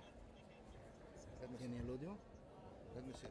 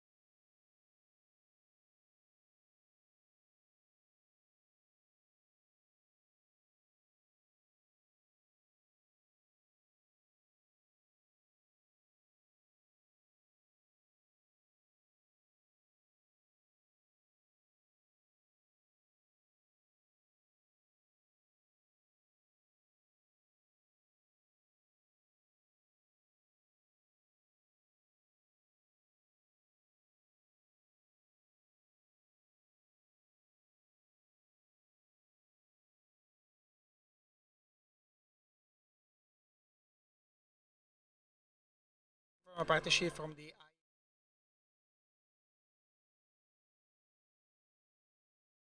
Change Research Program and the AmeriGeo initiative, in which the CR2 is participating as one of the leading institutions, which is specifically trying to explore the potential of through cooperation, through networking, through the construction of a community of practice that can build something like all these kind of experiences, for instance, in data management and in planning.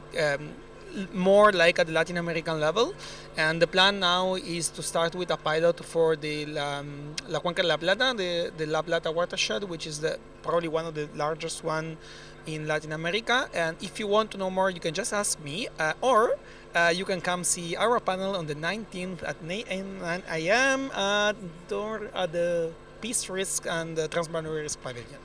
But in any case, I think these are kind of experiences that come from collaboration that are very important to do more on that. Yeah, thank you.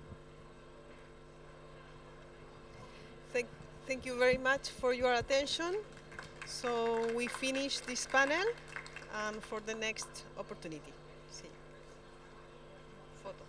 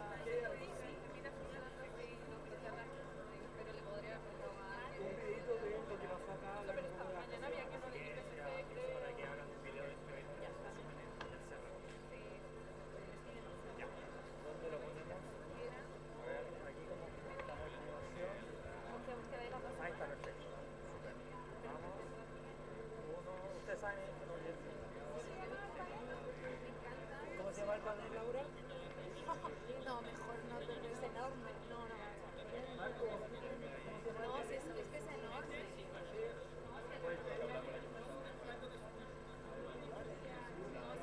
de resiliencia y adaptación. Para nosotros y de hecho, opportunity and challenges for national climate action. Strengths and advances of our Estamos.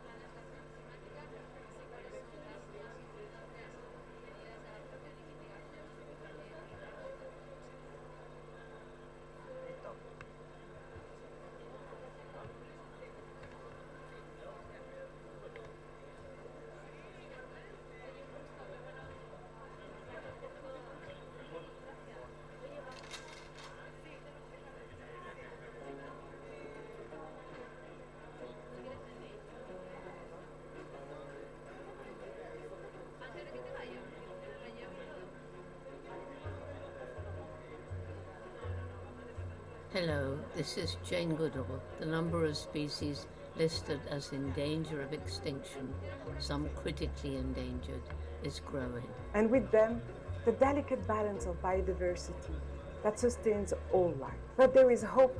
The IUCN Red List stands as a vital tool, providing science-driven data that helps us understand the state of our natural world. It's the most complete source of information on the state of health of the plant and animal species of our planet. My name is Pier Francesco Bago, and I'm here today to say why we support the IUCN Red List. I support the IUCN Red List because it has a concrete impact on the species survival. Because the Red List is a chronicle of biodiversity, and biodiversity is essential for the health of the planet. It guides us in making science-based decisions that directly contribute to preserving our blue planet and its threatened species. It tells us where we must take urgent action to save those species before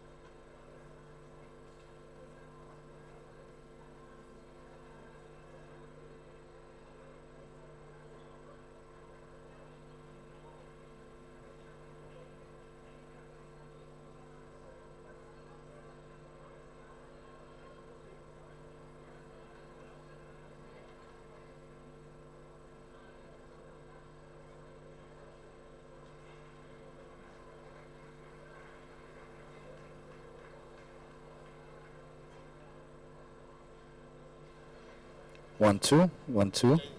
Okay. En el YouTube. En el YouTube. Check. Okay. Sí. Pero you don't stop the YouTube the stream. It's the same. Same. Okay. So maybe meanwhile you can put this, and then.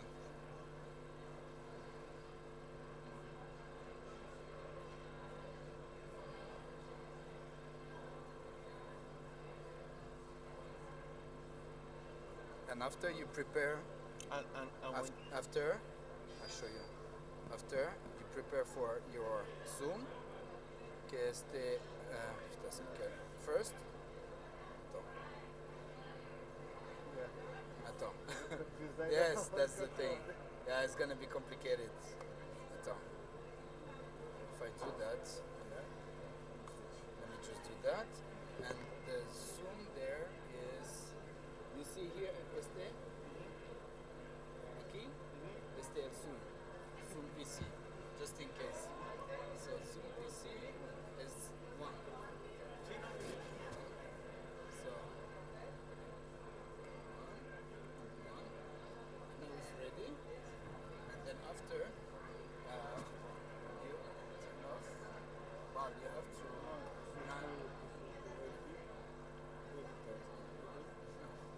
No, because so it's not better not. Better not to prepare the camera here. Is the camera? Yes, when you take the source. Yeah. Okay, just put this in there. It's fine. Yeah.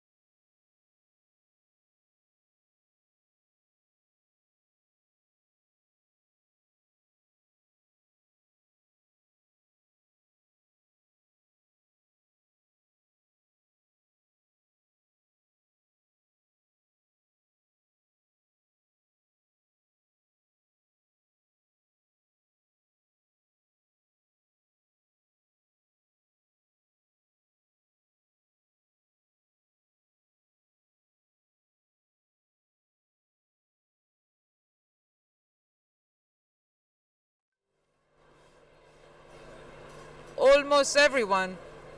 Not yet. I see a couple of people sitting in the back. Test. We are going to do a little bit of exercise at the end of a very busy day.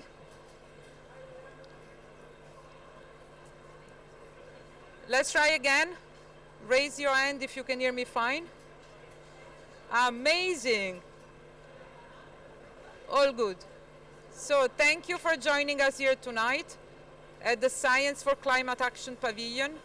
First of all, let me thank WMO, Mary Foundation, and IPCC for hosting us tonight. My name is Paola Geremica. I work for the International Union for the Conservation of Nature, and I'm going to serve as your moderator here tonight. The reason why we're all here, because we have the pleasure to launch the Global Assessment of Coral Species done by IUCN. I still see people coming in. Just make sure you have your headset.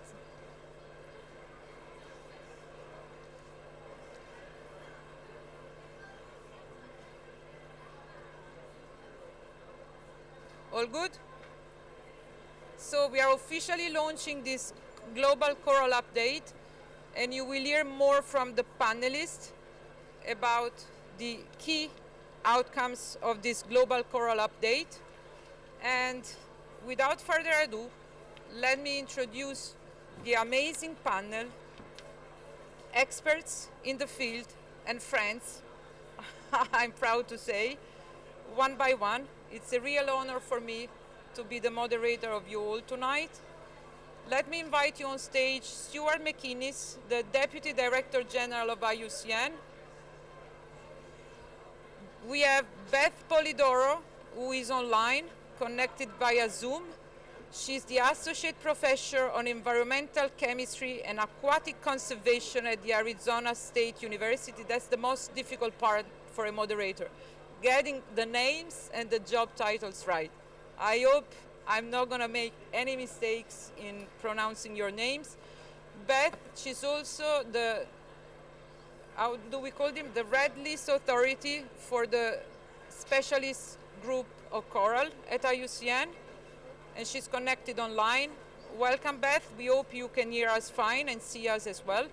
I also take the opportunity to thank and welcome the participants online. This session is live streamed, so we have the pleasure of having some people connected online.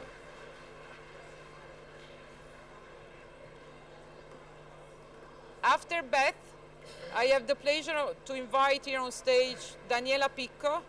She's the Chief Executive Officer of MSC Foundation. MSC Foundation has been instrumental to allow us, thanks to their generous contribution, to perform and to finalize this Global Coral Update, which happened this year after 14 years of not having refreshed the data we do have about coral. So this is really a big milestone we are here to celebrate with you. Then let me welcome on stage Nathalie Ilmy, Head of Environmental Economics at the Centre Scientifique de Monaco. Welcome, Nathalie. And last but not least, Cécile Saboureau, Vice President for International Affairs at the Université de Côte d'Azur. So the panelists are here on stage.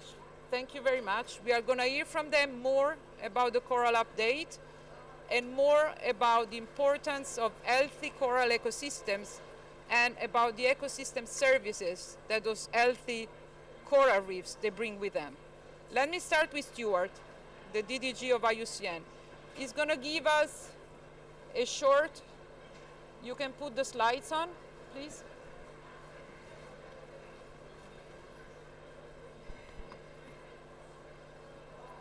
Stuart is going to give us a short introduction about the IUCN Red List of Threatened Species, what makes it a true barometer of life, and what has been making the IUCN for the past 60 years and reference point for conservation action on the ground. It will then deep dive into the recently launched update, as I said before, and it's going to give us more insights about what this update revealed. I still can see, oh, voila, we do have it. You can scroll down, please. Here you go. So over to you, Stuart. Okay, thank you very much, Paola. Everybody can hear me okay? Right, great. So thank you. I will point to. Sorry, Danielle. No, it's okay. I'm gonna, but I'm just because I want to highlight a couple of issues here. So thanks. Could I have the next slide, please? So the red list. It's the IUCN red list, but it's IUCN as a union. We are a fantastic partnership of multiple organizations. You can see them here, who are committed to working through and doing the assessments. We have now assessed 166,000 species. That is about 8% of all described species, and it's thanks to all these organizations working together that they can actually drive what is the most authoritative information data set on conservation status of species globally. There is nothing else that is behind those 166,000 assessments. There's millions of data points. Next slide, please. And that work is all thanks to the wonderful volunteer scientists who are part of the Species Survival Commission. You can see here, I think there's over 120 specialist groups who actually work and do assessments and reassessments. And I am trying to find, can you see the corals?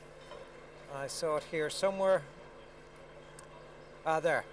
So this what we're going to report on today was done by this fantastic group here, the Coral Specialist Group, who have, I say, all made up of real experts in the field, all volunteer scientists working in this network, working with the partners. And this is what I think really makes IUCN special as a union, is that we can mobilize this and produce cutting edge, the high data and information of the highest quality, which then, as I will explain in 2 minutes, helps inform conservation action. As you know the old saying, you can't manage what you don't measure, but this actually gives us the insights of where we can respond and what we need to do to maintain the healthy and vibrant life on this planet. Next slide, please. So as I said, the red list, I'm sure you all know the red list, but it is, and I think this is important, it is an objective framework. There is a robust set of standards how red listing is actually done, and the different specialist groups work that through. They do assessments, classifying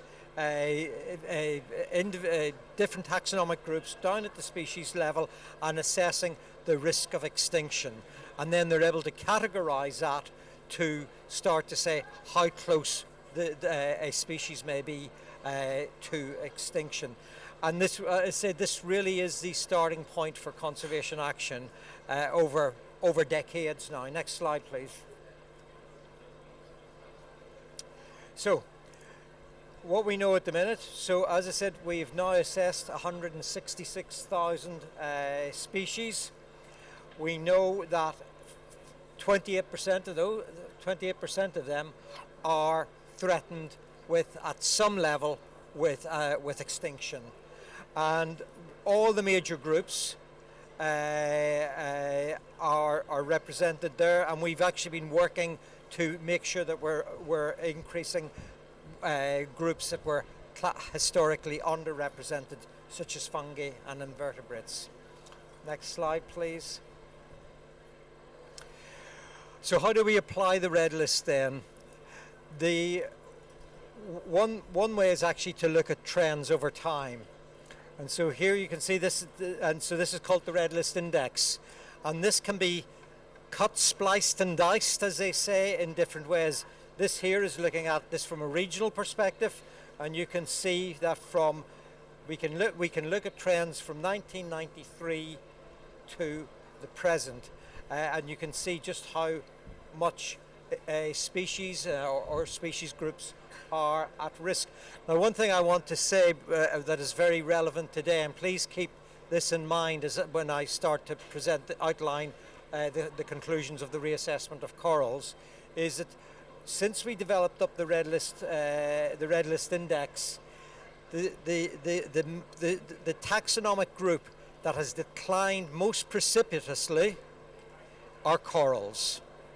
So you've got, so I say, with the Red List Index, we can see trends in mammals, birds, invertebrates, etc. But the one that really is pointing downwards at a very alarming rate are coral species. Next slide, please. And it's not all just about assessing risks of extinction. It's also being able to advance species recovery. And I think that's an important thing to bear in mind, that with better information, we know where to target our efforts. We can track that in geographic locations, we can track that taxonomically, but it is also looking about how we can actually move things forward. And 2 weeks ago, I was in Cali, and we were presenting some of the work we had done with tiger and tiger conservation over the last 10 years. And just to give you an example, 100 years ago, there were 100,000 tigers in Asia. 10 years ago, there were 3,200. But because of directed conservation action informed by the Red List, that figure has increased by 40%. So we've seen a 40% rise. So this is not all. This is not about documenting extinction. This is about avoiding extinction by being able to direct and focus real good conservation action and be able to help and track that as we move forward. Can I have the next slide, please? Now, one thing is, we can assess something once, and Paolo, you did say, and I think this is another important point to highlight. We haven't done a reassessment of corals for 14 years. As we now move forward, to implement the Kunming-Montreal Global Biodiversity Framework, we need to be reassessing more quickly. We need to have more real-time information, and that is why it is really valuable to have supporters like MSC, but to help us provide the resources so volunteer experts can do these assessments, and we can get more information out as a global public good for better decision making. So what's important, it's not just to be able to assess the status of species or group of species once. We need to keep doing these reassessments, and in doing that, then we can then actually start to track, as say, we can look at where there's real issues like with freshwater fish, but we can also track the good news stories as well. Next slide, please. So now these are the results of the global coral reassessment, and again, I really want to acknowledge the work of the Coral Specialist Group, all those scientists. We're going to hear from some of them now, and the support we received from MSC. Without that contribution, none of this would be possible. We assessed almost 900 species of warm water reef building corals. Those are the coral species that you find in tropical waters. Sorry, going too fast. The threat to reef building corals has grown since they were last assessed. And as I said, remember what I said about the Red List Index? If it's up near 1, then it means that group is not really at risk. When we first did this around 1996, I think, the index was actually looked quite favourable. Since then, it's actually, I say, it's declined quite precipitously. But now we actually, and at that stage, 1/3 of corals were threatened. With the reassessment, we now see that 44% of corals are now threatened with extinction. So I think that really should be raising the alarm bells that we haven't seen any diminishing on that rate of decrease. We see more and more corals at risk, moving from 1/3 to 44%. And again, I think this is a trend that we are seeing across all, and I should say the big thing here is what's driving that. One thing we can identify mainly is climate change. Not surprising, you hear in the news about bleaching events, etc. This is also, I'll also just highlight that this is showing, I think, a real crisis in our oceans. That it's not, IUCN also does, and I won't explain this today, but we've got a similar process for looking at ecosystems and trying to assess the risk of ecosystem collapse. Earlier this year we did an assessment on mangroves, and we've shown that 50% of mangrove ecosystems are at risk of collapse. Main driver, climate change. So I think this is really highlighting what the risks are facing marine ecosystems are and the species that dwell therein. Next slide, please. Of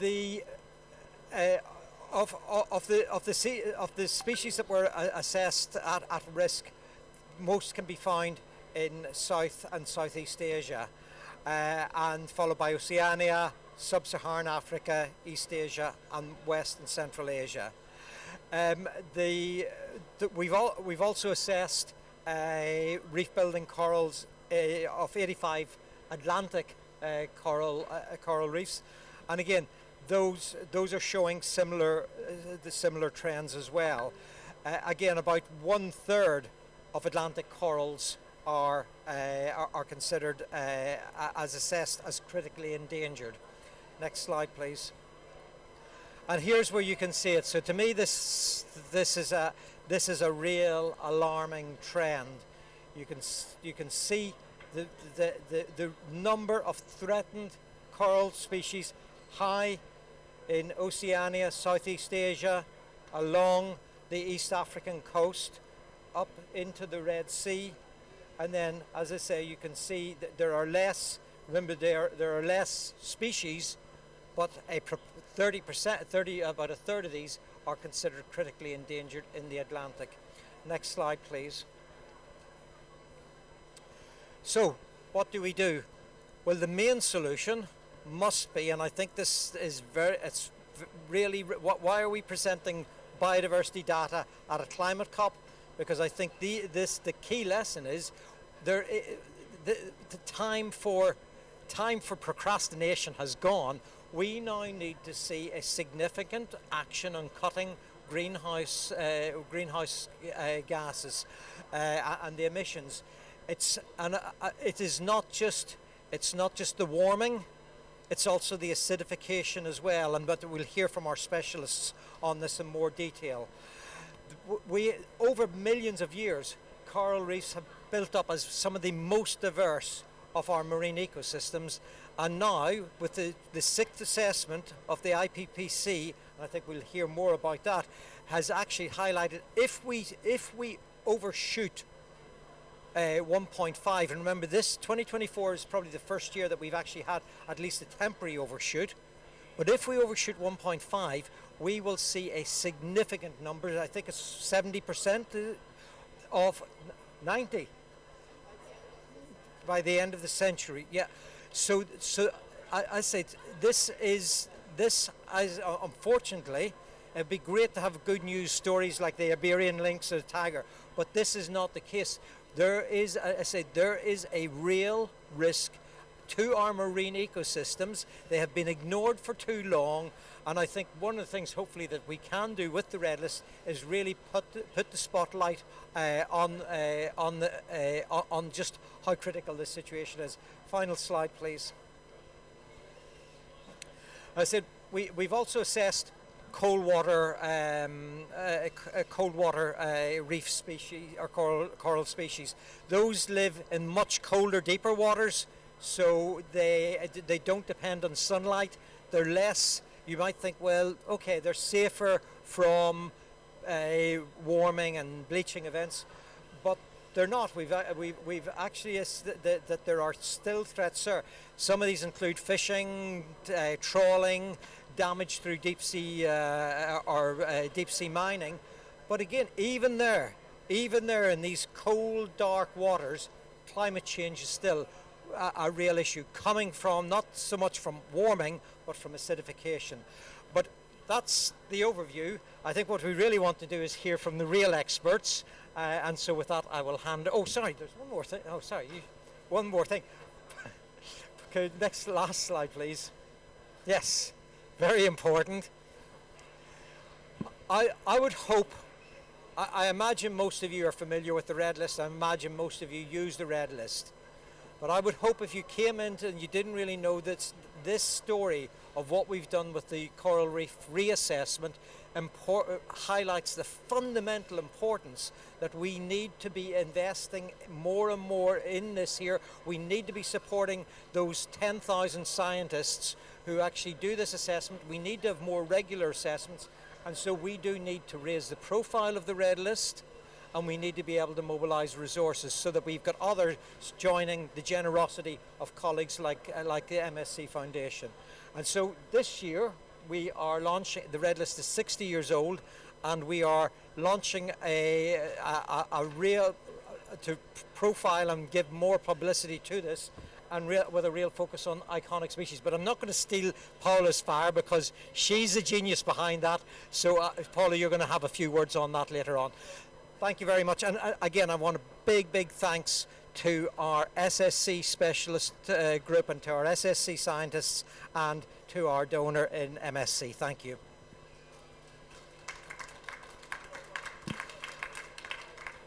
Thank you very much, Stuart. We have now heard that the coral reef, they are at risk. We have an alarming 44% of reef-building coral species assessed as at risk of extinction. We have also heard that we have more than 340 species that are considered at risk. So it's not the percentage, it's 340. Just memorize this number. And what Stuart said is just never like now. It's time to act. Much work remains to be done, and we need to secure funds, and we need to make sure the science remains the basis for conservation action. I'm gonna steal what you said. We cannot manage what you cannot measure. And the IUCN Red List of Threatened Species is really measuring the risk of extinction for taxonomic groups of species. On this note, I want to hand over to Beth, who's connected online. I hope everything is fine and that technology is helping us today. As I said before, she's the Red List Authority, and she is part of the SSC specialist group, which we probably haven't thanked enough for the amazing work of the scientists who most of the time they do this work on top of their normal work. So thank you very much also to the two people represented on the panel. Beth actively worked on this assessment. So Beth, if you hear us and see us. Yes, I can. Amazing. Can you hear me okay? Yep. Technology worked. Thank you. So can you please tell us more about the importance to assess and reassess species in order to better protect and restore the world's coral reefs and to mitigate and to remove the effects of climate change and human impact? So the floor is yours, Beth. Great. Thank you so much for inviting me today. Yes, as Stuart and Paula mentioned, today we've announced that the global coral reef reassessments for species has been completed, with 44% now in elevated categories of threat. That would be species listed as vulnerable, endangered, or critically endangered on the IUCN Red List. This initiative took about 4 years, and the efforts of more than 150 scientists across the globe, representing almost 40 different countries. And as Stuart mentioned, the primary reasons that these coral species are at elevated risk of extinction is primarily due to sea surface temperature change. Increases in sea surface temperatures in combination with local threats like pollution, habitat loss, dynamite fishing, sedimentation from agricultural runoff, these already create a stressful environment for corals. That in combination with prolonged and more frequent increases in sea surface temperature has projected that the majority of the world's corals will start to experience what's called annual severe bleaching events. These are events that last 8 to 12 weeks where corals are exposed to higher temperatures and they bleach. And if this happens on a regular basis, they're not expected to be able to recover. So it's the projection of sea surface temperature changes in combination with local threats that has really put these coral species at an elevated risk of extinction in the next several decades. So this initiative really shows the importance of the Red List and be able to provide a very comprehensive baseline and regular updating on the status of these important species groups. And in this case, these habitat-forming, warm water, photosynthetic reef-building corals. Not only now do we have a complete picture of what's going on, but we also, through the Red List process, can better identify those species that are at highest risk of extinction and those geographic areas that are at highest risk proportionally of threatened species. And this will help us to better focus our conservation and restoration efforts. Through this process, we've been able to identify those coral species that may be best candidates for restoration, as they may be slightly more resilient. Or we may be able to identify also those species and geographic regions that need immediate conservation action. Through this process, we've also identified additional research priorities. For example, in some parts of the world, we have seen a little bit of adaptation. In places in the South Pacific, such as in American Samoa, there are a few rays of hope. There are a few coral species that have been shown to be adaptive to higher temperatures. These are few and far between. But this leads us to the need for more research and more science to better understand how corals might be able to adapt, not all of them, but at least some of them, to rising sea surface temperatures. And I think the next steps for us as a group are to extend these analyses to start looking at more marine species risk assessments, such as marine fishes, and also to continue to assess ecosystems, coral reef ecosystems, complete ecosystems for the Red List of ecosystems and for the impacts of threats and climate change on those important habitats. Thank you very much, Beth. You put it really in a very clear way. We have a picture now, but it's the picture of today. We have a fairly good understanding of species, coral species at elevated risk of extinction.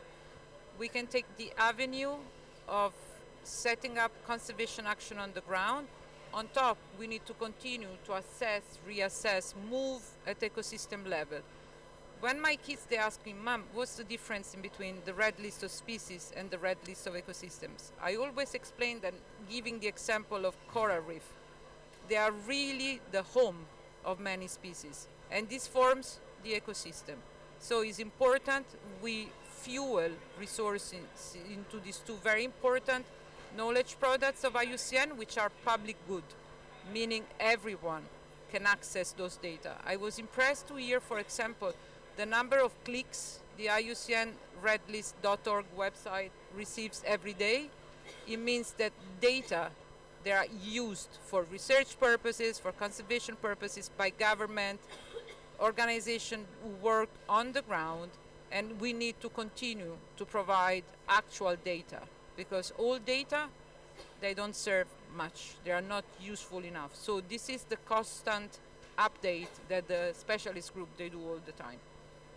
On this note, I want to hand over now to Daniela Picco, the CEO of the MSC Foundation. You have heard their name many times, and you have heard us thanking MSC Foundation for this amazing initiative. Daniela, she's going to tell us why they decided to support the red list. Why corals? And she's going to take us to Bahamas. Thank you, Daniela. Thank you, Paola, for the introduction. Good afternoon to everybody. Edward, congratulations for the work that you have done, and for it was really incredible because we met in 2023. We decided to do this, and today we are launching the project. I think that you and the team of experts has done an incredible job in such a short time. So, great achievement. The data, the 44% is really worrying, and yes, I would like to share today which is our priorities, what we are doing for coral conservation. That is one of the main focus of the MSC Foundation. So, first, we have 3 strategies. The first is to support ocean science. As mentioned, can you hear me? It's okay? Yes. We support ocean science, and yes, because we really think that have data is key to take the right decision and to set up the right strategies, and also to share the findings with the common data. So this is for us one of the key strategy, one of our key action, concrete action to protect the marine environment and the coral restoration. Second, we do raising awareness of this important topic of the education on marine education and coral protection. And the third is action on the field. We are building a marine conservation center where we are going to do researches, when we are going to do coral protection and coral restoration. But before going more in depth with point number 2 and number 3, I would like to let you know about the MSC Foundation. The MSC Foundation is the corporate foundation of the MSC Group. The MSC Group is the world leader in transportation and logistics, and we have offices around the world in more than 155 countries, and we have also cruises division with more than 25 ships sailing around the world. It's a family company, it's a family foundation, so there is a long-term vision, there is a capability to take decision in a very fast way, there is a global reach, and there is an expertise related to the sea. This is why when I tell you that we do awareness, raising awareness, it means that every year we can reach out to more than 4 million of cruises passengers, because we do a lot of education activities. We provide a lot of videos also thanks to IUCN, lectures, we have onboard edutainment for families, kids and teenagers. So we really reach out a lot of people every year. We also reach out people at school, so we do a lot in terms of education. As a third point, there is our Bahamas project. So we concretely are building a conservation center. We have nurseries. As you can see, we are looking to find the genotype of the coral that is resistant to the climate change. And this for us, the IUCN assessment for us is vital, because we know that you study also one of the genotype that we are looking at. And to set the right priorities. Also, it's very important the fact that you find out the different depth of the corals. We have a partnership with 4 universities. We have, if you can go the other slide, yes. This is the rendering of the Marine Conservation Center. We will have tanks, pavilion, research, biologists, analysis. It will be ready in April 2025. And so this is our contribution to the coral restoration. So to conclude, one is to support ocean science to take the right decision and the right priorities. Second is education, raising awareness on the urgent need to protect the corals and to have a collective actions. Third, action in the field. So I think that, thank you, and I'm available for any question, if any. Thank you so much. Thank you very much, Daniela. And you deserve this round of applause for the contribution, but also for the mindset, for considering the ocean your main asset class in your business. And I think this is important to underscore. Even for the business sector, nature has a value. And nature is the asset class to continue to run their business. And I had the pleasure to exchange with you all at MSc Group, Foundation. I really appreciate the vision of the family. I remember when I first met with the chairman, he said something along the line, I need to protect the ocean, not only for my family business, but I need to protect the ocean for my children and for my grandchildren. And I think this is a source of inspiration from a company like this. Thank you for taking us to Bahamas. We all look forward to coming and seeing the Conservation Center in April 2025. Mark the date and book an MSc cruise. That's the only way to get there, I guess. And now let's go to the Red Sea with Natalie. She's gonna refer to the Red Sea coral ecosystem, which is a crucial ecosystem in danger. Natalie, help us to understand why it is crucial to safeguard these unique and diverse reefs, and what is the value that they bring to the economy and to the human well-being. Thank you. Thank you. Thank you for inviting me to this session. And for us in the Monaco Scientific Centers, corals are very important. We have two teams of scientists working on corals and coral reefs, and I'm an economist, so my presentation is more about ecosystem services, but we are very close to corals. We have a very nice aquarium. If you come to Monaco, please visit us. My next slide, please. I want to explain about with the Red Sea why coral reefs are very important. Coral reefs harbor an impressive 1/4 of marine biodiversity, despite occupying merely 1% of the ocean. In the Red Sea, next slide, please. In the Red Sea, the corals are in good health, but they are also threatened by climate change, but also by other human activities. Next slide, please. When we talk about ecosystem services, it is the services that the ecosystems are rendering to the humanity, meaning that if we protect the coral reefs, we protect our well-being as a human as well. And we can consider coral reefs like natural capital. And when we talk about natural capital, it is along what is built capital that can be measured by GDP, for example, but also human capital. And coral reefs have a value for all those together. Next slide, please.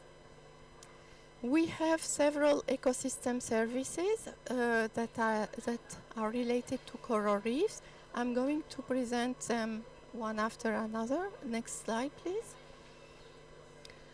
But also, I want to highlight that the human settlement and coastal development is threatening coral reefs, because we talk a lot about climate change, warming, ocean acidification, but also the economic activity on the coast is threatening what is happening in the ocean and what is happening for coral reefs. Next slide, please. For fisheries, it is an economic sector which is very important for several countries. Even in Saudi Arabia, we see that reef fisheries is accounting for about 75% of the country's total fishery landings, meaning that coral reefs have a very important value as a fisheries as well. Next slide, please. For coastal and marine tourism, we know that marine tourism is impacting coral reefs because the divers go and sometimes they take the corals from the sea, and so this is why education that you mentioned is very important. And the valuation of the coastal tourism include, of course, the role of coral reefs. I will show you more later. Coral reefs are also important for coastal protections, and if we consider reefs as a nature-based management solution, it can prevent the high cost of and environmental damage associated with beach replenishment and engineered structures, and I think this can be also be done in Bahamas and everywhere. Next slide, please. Coral reefs are very important supra-organism, meaning that they are source of cosmetic and crucial pharmaceutical compounds, and this is why we still don't know what kind of products we can still find in the coral reefs. We can find a lot of drugs for our health. We can find plenty of products that are very important for us as human beings. Next slide, please. And also, the corals have what we call iconic value. This word is new. It has been used recently.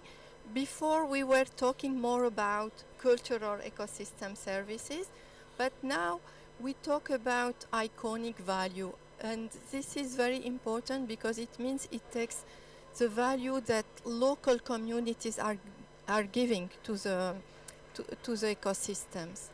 Next slide, please. So it is very important to protect those ecosystem services, and when we tell the policymakers that corals have a value, they say, okay, what kind of value? And when we give them a monetary value, they want to protect them more. And also the ecosystem services valuation can be used to create what we call now the biodiversity credits, and we can take them to the financial markets, to the nature markets, and this is why it is very important to evaluate the economic benefits. Next slide, please. Just to give you some examples how we can evaluate those ecosystem services. Of course, I don't want to enter in all the details, but we have the methodology to evaluate all those ecosystem services, so it is possible to do it. Next slide, please. And when we have those ecosystem services as a valuation, we can explain to the investors why they should invest to the protection, the conservation of those ecosystem services. Next slide. And in investing in climate mitigation and nature-based solutions is crucial to staying within 1.5 degrees Celsius warming thresholds. This includes not only the Paris Accord, but also the Comín-Montréal Global Biodiversity Framework. So it is very important to incorporate all the ESG criteria into financial services to drive the economy resilience and sustainable development. Next slide. Thank you for your attention.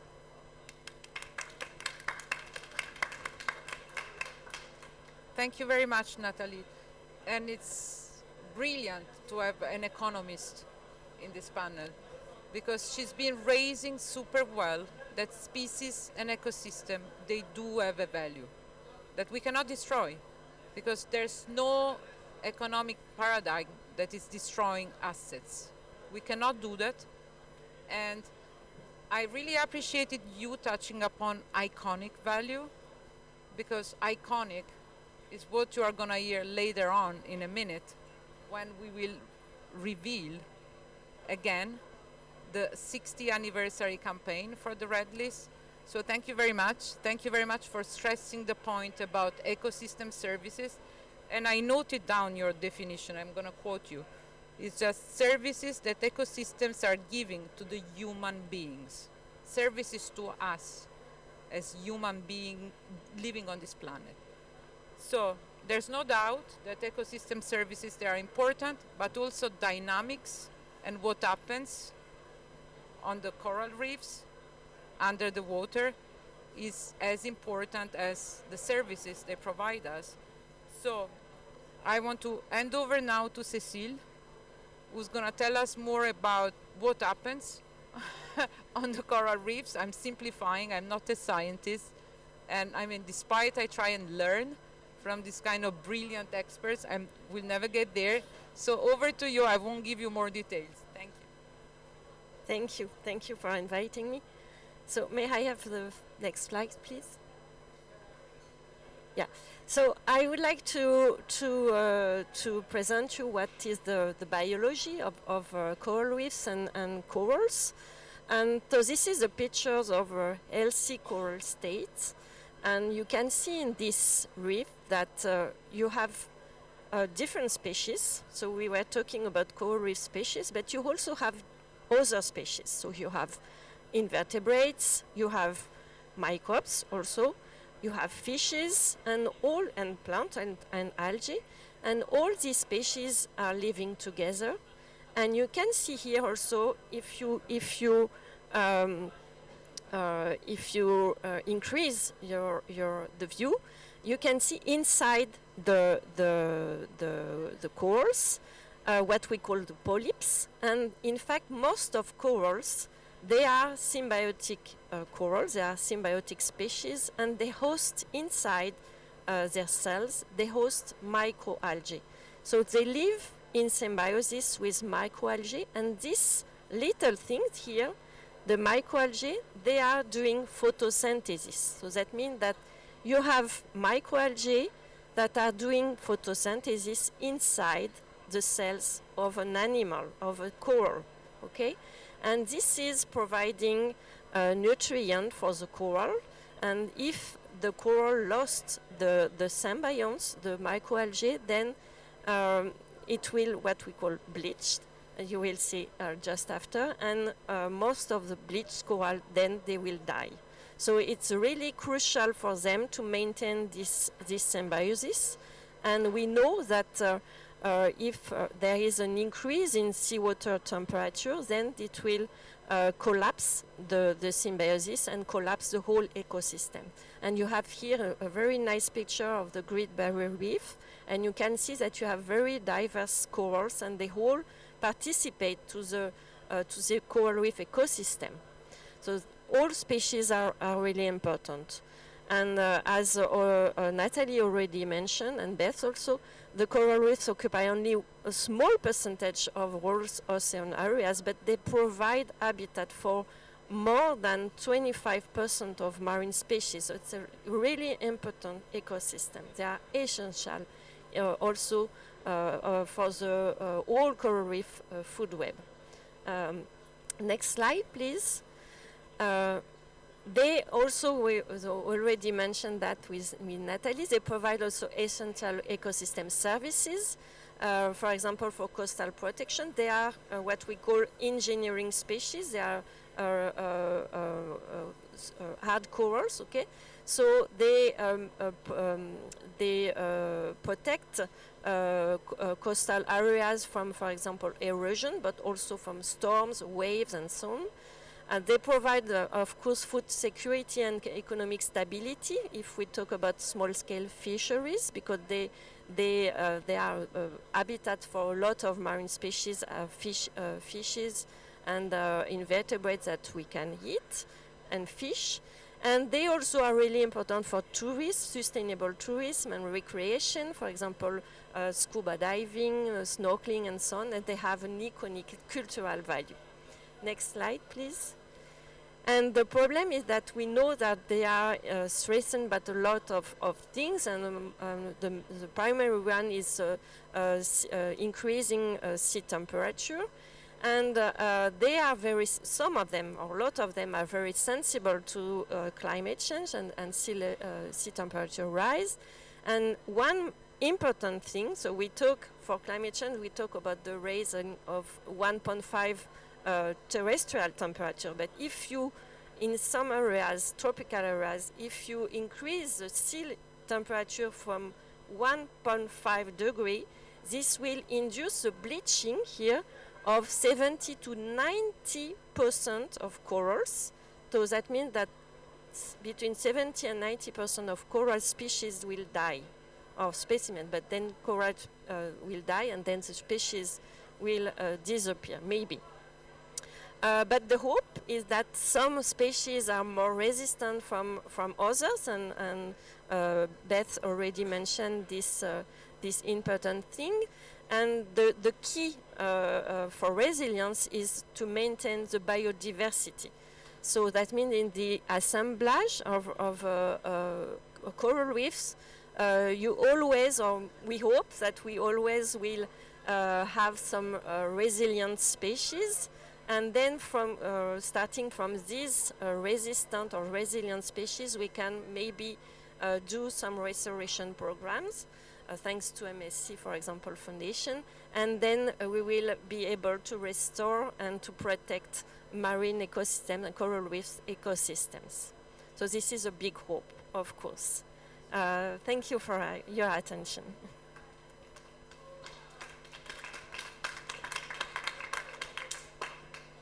Thank you very much, Cécile, for closing with these words of hope. Now it's time to ask questions to the panelists. Please raise your... That was fast.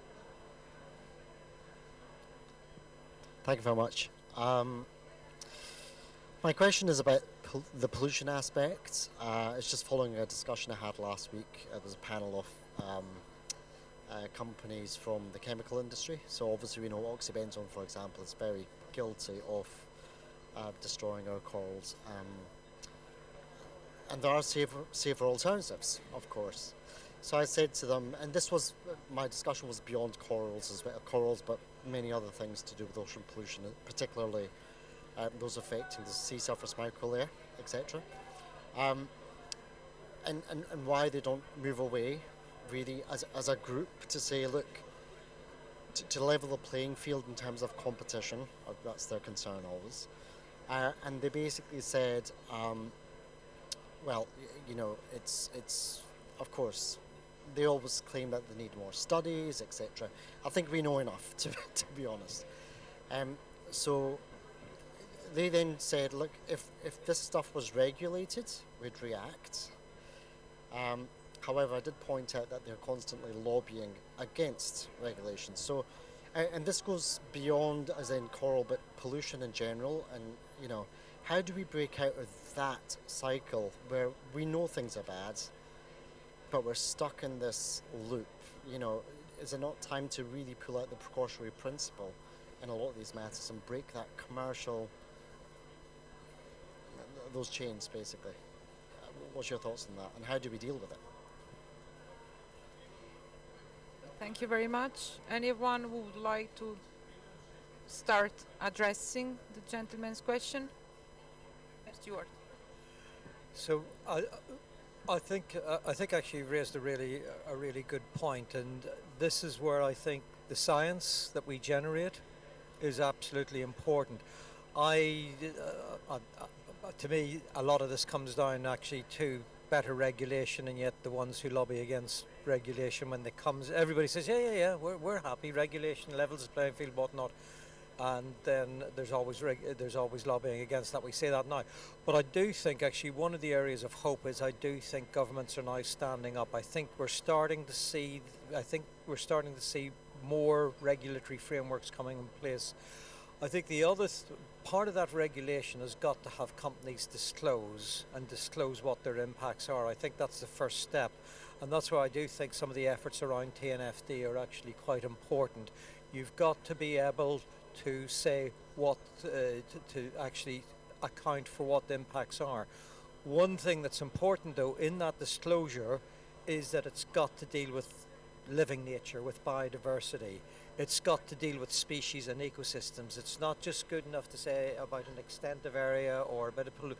It has got to come down to actually to being able to document what the impacts are on living nature, on species and ecosystems, and that's got to be disclosed. And then as a basis of that disclosure, one actually hopes that the next step is then that actually starts to go into reporting. it then becomes actually a real issue of materiality for some of those companies, because then investors may have a choice to say, well, do we want to invest in X that doesn't look at this, or Y who's actually taking some of these issues seriously. So I do think, as I say, I do think that this is where the data and the knowledge that is generated by our colleagues like Natalie and Cecile and the colleagues in the SSC is really important. That has to be made available so that we can actually then be part of to actually push companies to disclose and report. Thanks. Thank you very much, Stuart. I give the floor to Natalie, and then there's Beth online who would like to address the point. That was very popular, your question. Thank you. Thank you. I can just add something maybe from the economic point of view. We can, if we want to depollute, it will cost. But if we show that the value of the ecosystem services are higher than the cost of the depollution, so people will say, okay, we will protect the nature and we will try to not pollute it. And yeah, so maybe I let that. Thank you. We let Beth in. Actually, I was going to say something very similar to Natalie, that disclosing the impacts is really important, but then putting a value on those impacts in terms of economic or health value, I think is a really powerful way to show what we could be losing, what we are losing from pollution. Thank you. Do you have any other questions? Is there someone else in the room who would like to take this opportunity to ask questions to the panel? Yeah, maybe my question is for the economic aspects. You passed really fast, Natalie, on how we actually value this fantastic opportunity that corals provide to society. So can you say a little bit more, like how do we put a price tag to corals? Thank you. In fact, to evaluate the coral reefs ecosystem services, we cannot do it the same way for each ecosystem service. We have different methodologies, and IPBS has a very nice report on the value of nature, and you can see in this report that we have all the methodology already there. We just have to apply it to the different ecosystem services of each ecosystem. For example, I'm working on coral reefs, of course, but also on mangroves, and we can give them a value. For example, the iconic value, we can display survey, so we can have the value from the local and the indigenous people, because this is another way to see the nature. It is not only a market value. Thank you very much. Now, in the interest of time, I would like to close this panel before then revealing the surprise. So thank you very much. We have heard very interesting things. We started with the data that the Global Coral Assessment has given us. 44% of coral species that are at serious, elevated risk of extinction, 342 little corals living in the ocean. There's hope, but there's also a market value, which is an important trigger of conservation. We said that we cannot measure what we cannot manage, what we cannot measure, but we cannot give away what has a value. There's no way in a world based on finance, economics, with scientists, governments, civil society looking at it, there's no way, and there are methodologies to give a price tag. I love the definition of price tag, actually, to ecosystems, being them mangroves, being them corals, being them, I don't know, ocean, other things like that. So before we close, let me reinstate the importance of the IUCN Red List of Threatened Species and the importance, more than ever, to accelerate action, to accelerate resource mobilization. And I always say, as a resource mobilization practitioner, that you first raise awareness and you then mobilize resources.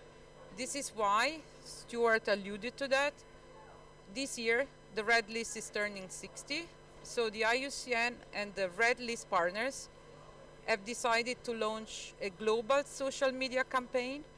We launched that in Cali on the 28th of October. It was a true success. The campaign is getting traction.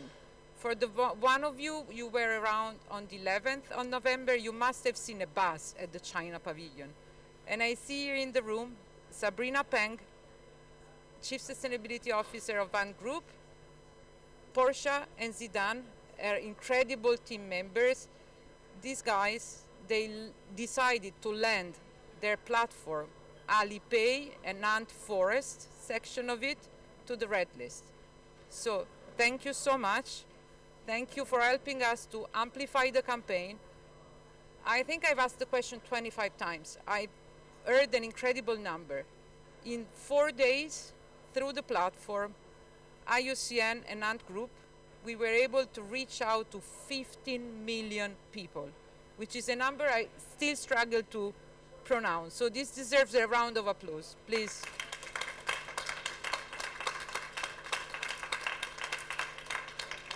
Also, thank you to the other partners, including MSC, who have given us their social media channels just to talk about the campaign, to speak with the people, to let them know that species are important and that the Red List is the only way we do have to measure presence, absence, threats to species around the world. I want to leave you with an inspiring, let's say, message. And it's not going to be me conveying this message, but it's going to be a group of amazing supporters that have decided to lend us their voice. They are key opinion leaders. You will recognize them in a minute. So they've decided to help us to raise awareness and raise funds for the Red List. Can you please show the video?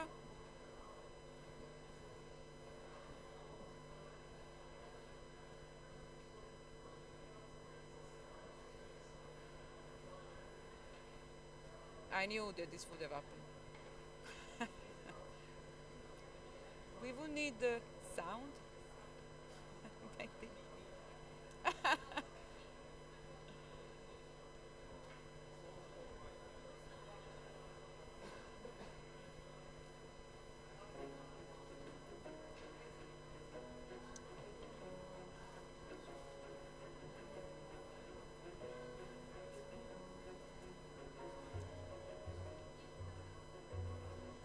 Hello, this is Jane Goodall. The number of species listed as in danger of extinction, some critically endangered, is growing. And with them, the delicate balance of biodiversity that sustains all life. But there is hope. The IUCN Red List stands as a battle tool, providing science-driven data that helps us understand the state of our natural world. It's the most complete source of information on the state of health of the plant and animal species of our planet. My name is Pierfrancesco Vago, and I'm here today to say why we support the IUCN Red List. I support the IUCN Red List because it has a concrete impact on the species survival. Because the Red List is a chronicle of biodiversity, and biodiversity is essential for the health of the planet. It guides us in making science-based decisions that directly contribute to preserving our blue planet and its threatened species. It tells us where we must take urgent action to save those species before it's too late. Porque entendemos que la naturaleza es nuestra casa y es el tesoro más valioso que tenemos para la vida. Es la vida. It is our best healthcare provider for the planet. Thanks to its work, many species have been saved from the brink of extinction. Similarly, collaboration enhances our ability to protect the planet. We're celebrating 60 years with a new campaign to raise awareness and funds for endangered species. This isn't just about nature. Protecting biodiversity is protecting our future. The Red List is vital for conservation. We must protect iconic species we share the planet with. Please support the Red List. Es hora de actuar y no existe otra forma de alcanzar las metas 2030 sin la participación de todos los sectores y agentes de toda la sociedad. Happy 60th anniversary to the IUCN Red List.